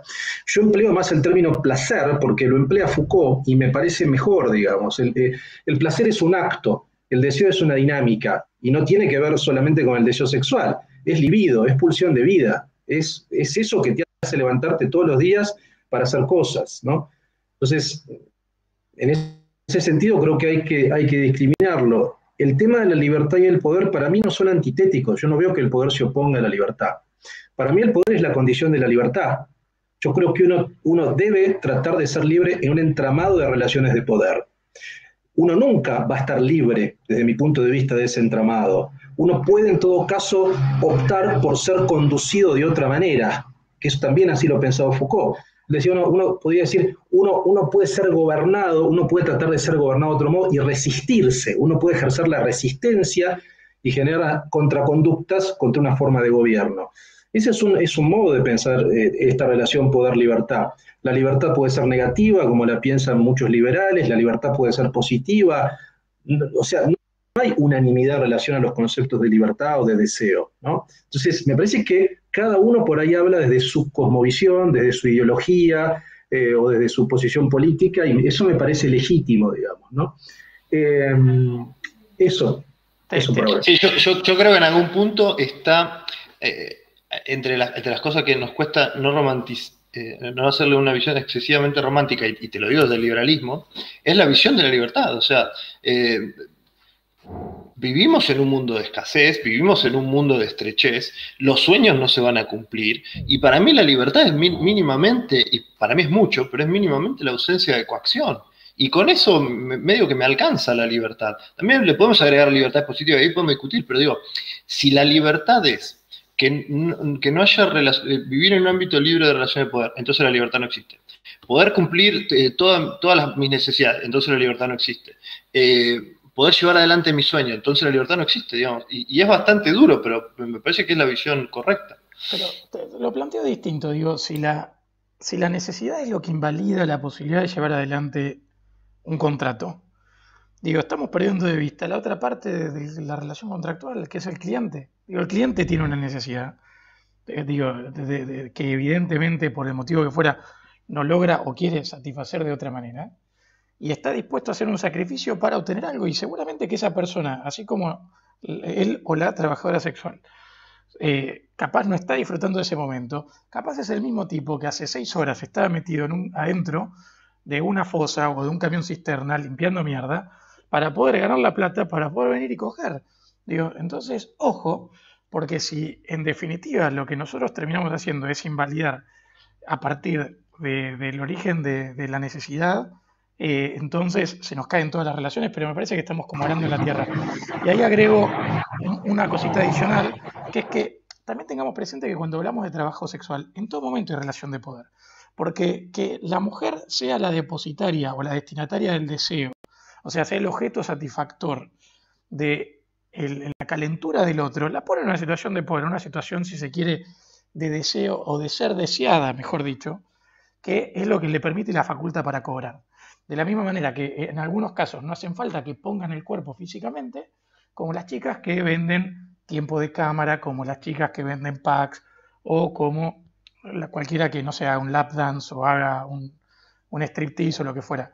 Entonces me parece que de vuelta estamos como muy enfocados y muy enfrascados en un tema. Voy a proponer, en aras de poder abordar un poco el otro tema y que no se nos monotematice la conversación, que permitamos que hablen los que quedan en la cola de conversación y pasemos un poquito más a hablar de sexo. Vamos con Adela, que estaba con la mano levantada hace rato, y después seguimos con los demás. A ver, no, espérame, ahí va, ¿se me escucha bien? Sí, perfecto. Perfecto. Bueno, yo me quería posicionar, bueno, justo es como que me introduciste mi pensamiento y mi tema que quería compartir. Yo estos últimos 2 años aproximadamente, estuve ayudando chicos y chicas que venden sus packs de forma virtual y utilizan el Instagram como modo de promoción. Yo los estuve ayudando mucho con el tema de la creación de contenidos, de la elaboración de las redes, de cómo vender sus packs, del producto. Y ahí uno logra posicionarse en esto que también lo han mencionado anteriormente, que es la visión de quien trabaja en esto. Estamos todos de acuerdo pero esto no solamente pasa en la prostitución. Todos los caminos que abre el ser humano, va a haber un porcentaje de gente que lo usa para la perversión. Tenés el caso de Zoom, que es una aplicación que da un buen recurso, y tenés la gente que lo usa para hackear, para pasar imágenes medias groseras de violación, etcétera. Con lo cual, todo lo que existe en parte se perturba por el humano. Entonces tratemos como de salir de esa esfera, y ya que hablamos del trabajo sexual y de la sexualidad, ¿por qué en algún punto no posicionarnos en quienes lo ejercen? Que eso también lo han mencionado, y por eso que quería contar mi experiencia al ayudar a estas personas a gestionarlo. Y a mí me ha tocado tener que ver sus videos, haber hecho recortes, haberlos editado, ver sus genitales, ver cómo juegan con ellos. Y uno ahí es en donde aprende a despojarse completamente de esa situación de deseo, en donde hay que pensar que también ellos no practican esta necesidad de, no solamente hablo de quienes son pagadas para sexo explícito, yo estoy del lado más que nada de las que venden packs.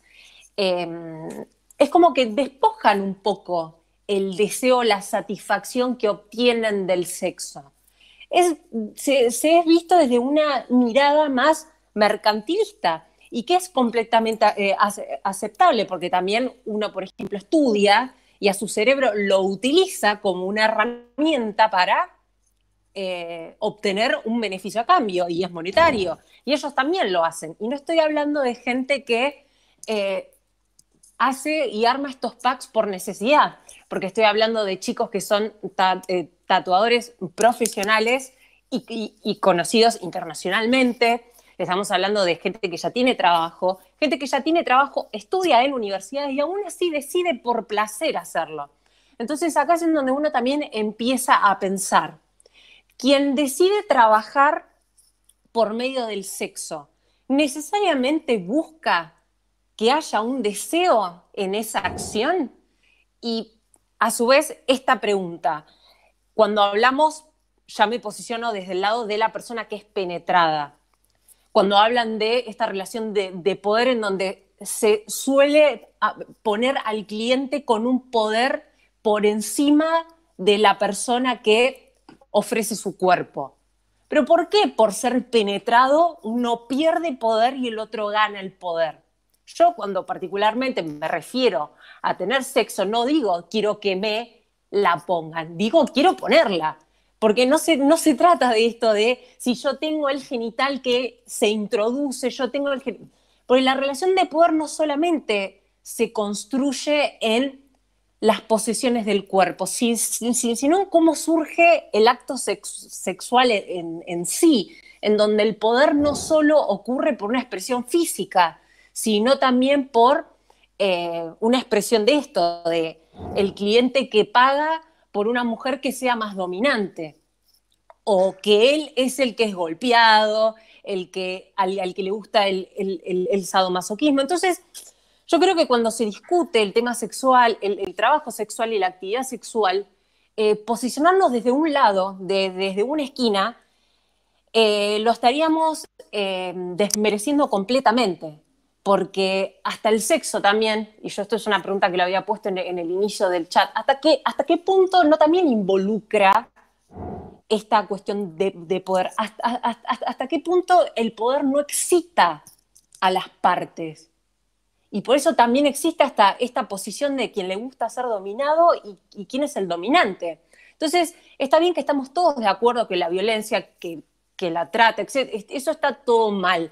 Exactamente que está mal. Pero es como dije al principio, en todos espacios el humano, un porcentaje corrompe. Pero ¿qué pasa con aquellas personas que deciden ejercerlo? Y deciden ejercerlo en todas las variantes, virtualmente, físicamente, y dentro de esas estructuras, cómo posicionar el poder de cada uno. Y yo creo que el poder y el sexo en algún punto van de la mano en ese sentido, pero en base a la elección también, ¿no? Gracias, Sade, por el aporte. Tocaste ahí ambos, trabajo, placer y un poquito de sexualidad y un poco de todo. Vamos ahora con Ricky, y no sé si Santiago sigue conectado entre nosotros, que creo que ya desistió y bajó la mano, pero vamos primero con Ricky. Hola, ¿qué tal? ¿Qué haces, Doc? ¿Cómo andás? Bien. Che,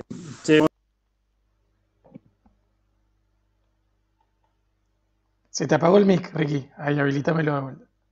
no, esta vez Dale, lo dale. tengo, a mí me parece como habilitado, ¿está? ¿Me Dale, escuchás? ahora sí, ahora sí. No, primero que te decía, felicitarte por la convocatoria y el nivel de la participación, eso está buenísimo.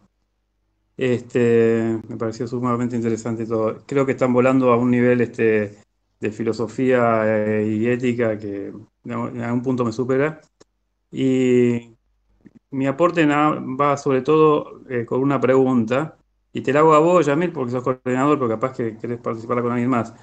Yo quiero entender qué pasó en Buenos Aires en los últimos 10 años, que es como que se cambiaron una cantidad de patrones de conducta y de apreciación de este tema de la prostitución. Pues yo me acuerdo haber vivido desde los mediados de los 80 hasta el año 2000. Buenos Aires es una ciudad libre en este tema, había mucho desprejuicio, mucha libertad, situaciones de todo tipo. Y de repente en los últimos 10 o algo más de años pasaron cosas rarísimas. O sea, todo lo que es prostitución en bares, cabarets y que yo pasó a ser una cosa maldita. Lo que prostitución en la calle pasó a ser algo absolutamente tolerado. Si es de gente trans, parece hasta promovido. Y yo te juro que no entiendo, no sé qué pasó desde el punto de vista ni jurídico, ni político, ni filosófico, ni moral. ¿Dónde estamos? No sé si vos tenés una lectura de este tema, de la evolución, no sé si fue Marita Verón o qué, pero pasó algo que yo no entiendo qué fue. Bueno, es una pregunta súper compleja y voy a tratar de ser breve para no monopolizar la palabra con esto, pero se dieron muchas cosas en simultáneo.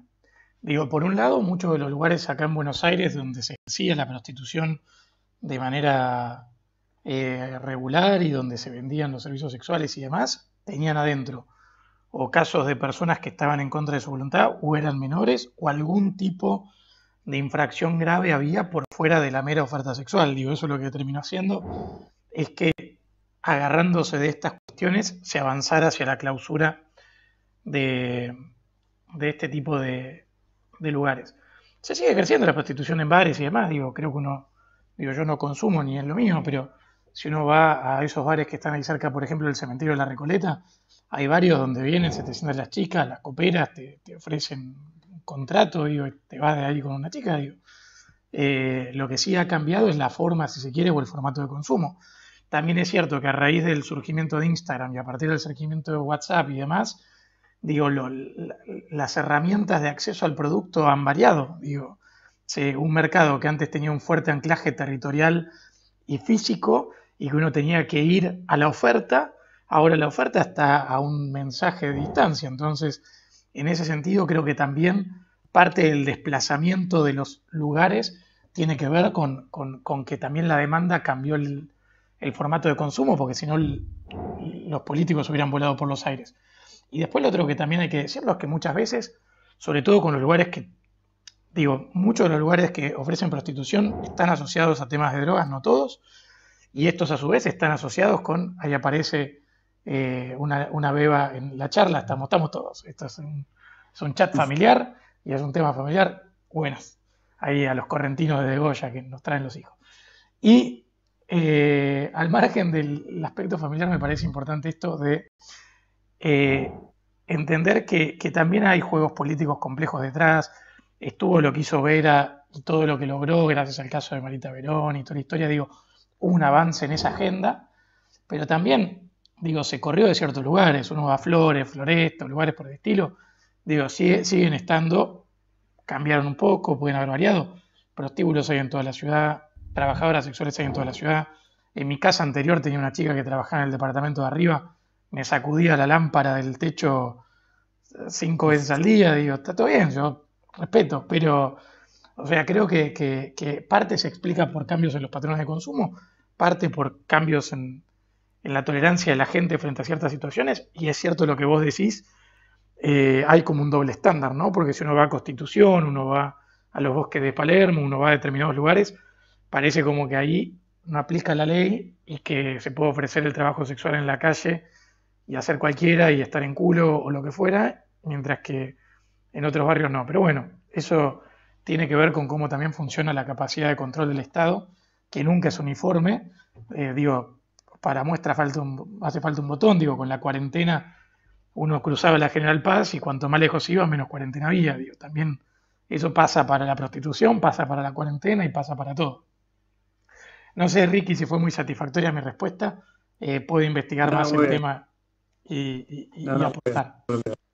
Bueno, tenemos a Santi Martínez Soler que está hace 6 horas levantando la mano, así que Santi, tenés la palabra.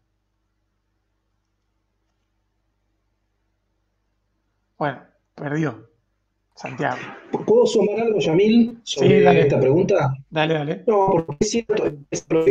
Hola, Yamil, se me cortó. Se me cortó el mío. Pará, Santi, que está justo tirando algo Luis y apenas termina Luis. Perdón. Después, a ver. Bueno, no, quería sumar un poco a la respuesta, en el sentido, como vos decís, me parece que es una sumatoria de cosas. Por un lado, lo que tenemos que analizar, que por ahí está bueno que digamos que ahora lo charlemos, es el mercado desde el punto de vista de los clientes y de los patrones de consumo, cómo cambió en los últimos años fuertemente eso, ¿no? Por un lado. Y por otro lado, sí, me parece que también es un tema legal con la agenda política. Me parece que la clausura de las whiskerías, de muchos locales de coperas y todo eso, efectivamente eran redes de trata muchos, donde había, yo digamos, creo que como el 95% de las personas que estaban ahí estaban en contra de su voluntad, por lo tanto eso está bien clausurado, ¿no? Ahora, es cierto también que, creo que si mal no recuerdo, a fin de los 90 el Código Contravencional de la Ciudad de Buenos Aires cambió y habilitó la oferta de sexo zonificada, por eso tenés la zona roja trans, por ejemplo, en Palermo. Pero eso me parece que hubo un cambio en el Código Contravencional del año 98 y hubo un gran debate acá. Yo estoy en Córdoba y Gurruchaga, en la calle Godoy Cruz hubo muchas chicas trans, digamos, hace 10 años, después fueron corridas a los bosques de Palermo, ahora están cerca del lawn tenis, pero tengo entendido que eso, creo que no es un delito, eso está habilitado, me parece, como desde el punto de vista normativo, si mal no sé. Pero me parece que es una cantidad de cosas que van juntos. Y por otra parte, es cierto que, por ejemplo, que la prostitución de chicas cis, o sea, no de chicas trans, cambió muchísimo. O sea, no hay tantas mujeres en la calle, ahora hay mujeres trans.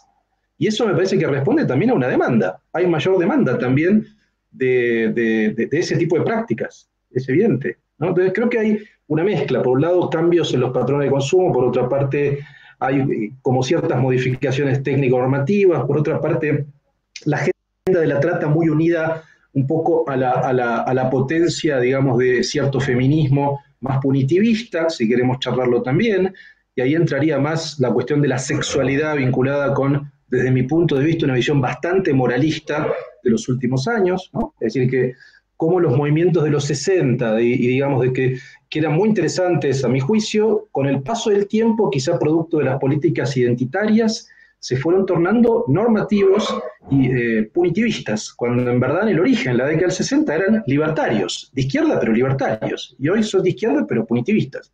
Entonces me parece que es un conjunto de cosas. Gracias, Luis, por el aporte. Vamos a ir con Santi Martínez Soler y después con Jazmín, que comentaba ahí en el chat que es una periodista que está trabajando el tema de prostitución. Así que vamos, Santi. Hola, Yamil, ¿cómo estás? No sé si me anda mi cámara.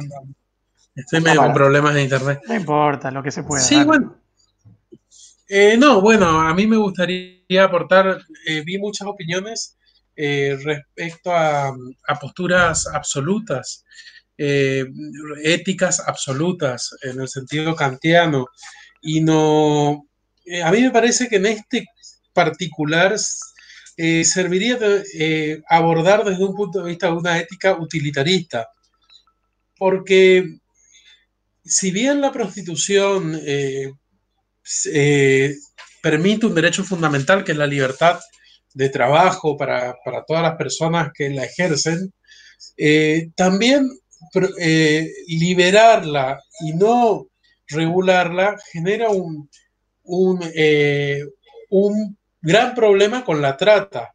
O sea, al ser un trabajo que está socialmente muy tachado por una cuestión histórica, cultural, teológica, etcétera, las personas la ejercen con vergüenza. Y esa vergüenza hace que ciertos vivos aprovechen la situación y la usen en su beneficio a esta profesión. Entonces, desde el punto de vista utilitarista, genera el permiso al ejercicio de la prostitución genera un gran sufrimiento en la sociedad, en las mujeres que son secuestradas y violentadas para ejercer la prostitución. Entonces juegan distintas situaciones y puede ser que genere mayor sufrimiento que el beneficio que genera la sociedad. Ok, gracias Santi por el aporte. Ahora seguimos con ese tema. Jazmín, si querés hacer la pregunta o el comentario. Hola, buenas. Bueno, yo estudio periodismo y es un tema que siempre me interesó y me puse a escribir. Yo lo que quería comentar que en muchos casos el proxeneta es una ex trabajadora sexual en lugar de como piensan que es un hombre mafioso. Por ejemplo, en la investigación que escribí cuento el caso de una chica que fue una ex trabajadora sexual y cuando se retiró puso un departamento y cada chica levantaba 100.000 pesos por mes, esto más o menos hace 4 o 5 años, cada chica se quedaba con 50.000 pesos por mes. Y ella les ofrecía, por ejemplo, seguridad, se ocupaba de traerle los clientes. Por ejemplo, hay chicas que están publicadas como independientes en las redes sociales, pero en realidad las está manejando alguien. Y cuento el caso de un hombre que está denunciado por violación, que junto a su pareja, mujer, controlan chicas que dicen ser independientes, pero en realidad tienen un proxeneta que les controla todo. Y, por ejemplo, a chicas que son independientes les escribe tratando de ofrecérseles como proxenetas, como pintarle el mundo, ¿no? Que con un proxeneta van a estar mejor. Lo que puedo decir es que la mayoría, por lo menos en Capital Federal, lo hace de forma autónoma, pero también hay chicas que lo hacen, digamos, con un proxeneta, por ejemplo, en los departamentos privados, que les controlan el horario, cuánto cobran, qué servicios dan, y muchas veces están en condiciones bastante precarias. Gracias ahí, Jazmín, por el aporte. No, a ver, me parece que este es un tema, y para no ya pasar al de sexualidad, ¿no? Pero yo con el proxenetismo como que tengo esa ambigüedad. Digo, por un lado uno dice, bueno, es un empleador que puede emplear trabajadoras para que brindan un servicio. Digo, si uno lo piensa desde un modelo empresa-empleado, no parecería a priori haber problema. Sí, yo ahí creo, y por eso el modelo neozelandés es interesante, si uno ve los avances que se lograron con ese modelo, uno de los temas más ricos que surgen de la evaluación que se hizo de la política pública es que a raíz de todas las medidas que tomó el gobierno, las chicas o los trabajadores en general tuvieron la posibilidad de rechazar más casos que no querían.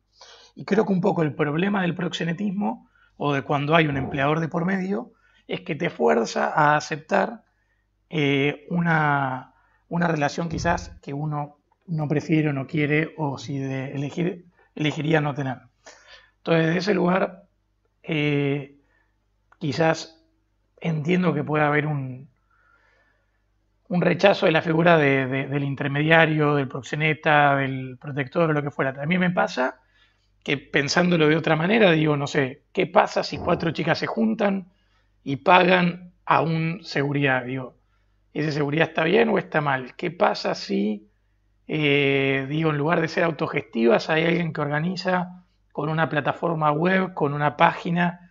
Digo, es complejo. Yo creo que el problema al final del día sigue siendo siempre el mismo, que es cuando una parte impone su voluntad sobre la otra. Pero si el problema del proxeneta es cuando lo que te provee seguridad de sí mismo. Claro, la mafia, digamos. Exacto. Ahora, bueno, claro. ¿Cuánto tiene que desarrollarse para volverse una amenaza? Y nadie sabe. Ahora, lo bueno, relativamente bueno, es que la tecnología está permitiendo que cada vez más se autorrepresenten, digamos. Claro. Bien, bueno, les propongo entonces, si no hay ninguna mano levantada más, creo que hemos cumplido con todas las manitos, pasar un poco a tema sexualidad, para no abusar del tiempo porque nos hemos demorado, le metemos un ratito más a sexualidad y cortamos por hoy. Igual abordamos muchísimos temas vinculados a la sexualidad porque en toda esta discusión de si placer sí, placer no, placer cómo, placer cuándo, abordamos varios temas. Pero quiero separar placer de sexualidad, ¿no? Digo, el placer puede estar presente o no en una dinámica sexual determinada. Digo, ¿cuántas personas o por estar en pareja, o por tratar de obtener... Mira, voy a poner un tema de intersección entre prostitución y sexualidad, que es el gateo. Digo, el gateo me parece uno de los mejores... Ahí está Juliana que pide la palabra. Ya termino la idea de gateo y vamos. Digo, el gateo me parece un fenómeno espectacular, porque no es una relación transaccional pura, sino que hay una parte que claramente tiene algo que otra parte desea y que a partir del intercambio de favores le hace creer al otro que hay o una relación de pareja o una relación afectiva, digo, o algún otro tipo de atención especial. Que puede o no puede haber sexo, digo. Yo conozco casos, no voy a dar nombres, pero de personas que pagan por compañía, digo, que pagan por el hecho de tener otra persona. Y hasta dónde, por ejemplo, una mujer o una persona pretendiendo que se la invite en una primera salida no está tarifando su compañía, su tiempo o su conversación. Entonces, ojo, porque si nos ponemos serios con la cosa, digo, en realidad todos somos un poquito prostitutos. Digo, en algunos casos está la sensatez de ponerle un precio, y en otros casos lo hacemos a cambio de atención, lo hacemos a cambio de elogios, lo hacemos a cambio de likes, o lo hacemos a cambio de que nos paguen la cena. Digo, creo que acá también un poquito el problema está en que no nos gusta que la gente le ponga un precio a algo que quizás alguno de nosotros está haciendo, o para que le digan te quiero, o para que le paguen la cena o lo que fuera. Entonces, ojo, porque de vuelta, no creo que todo lo que motive a la sexualidad sea color de rosas. ¿Quiero sumar algo? ¿Puedo agregar algo en relación a eso? Dale, y va la palabra para Juliana después. No, porque me parece, está bueno lo que decís, en esta figura del gateo popularmente conocida. Me parece que lo que es el gateo es un juego de rol. Yo hago que soy tu pareja, yo hago que soy tu novia y jugamos un tiempo. Eso quizá incluye sexo, quizá no, pero es un show off. Vamos a un restaurante, vamos a un café y hacemos como que somos una pareja.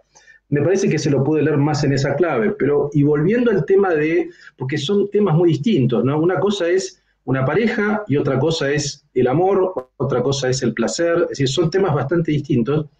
Lo que uno podría pensar también, y ya pensándolo también desde el punto de vista más del consumidor, digamos, del cliente, de este tipo de servicios, es que muchas personas que lo hacen precisamente porque no quieren estar en pareja, o sea, quieren simplemente tener un acto de placer por un tiempo, y chao. O sea, son personas que quieren liberarse de todo tipo de compromiso, que tienen una vida más libre.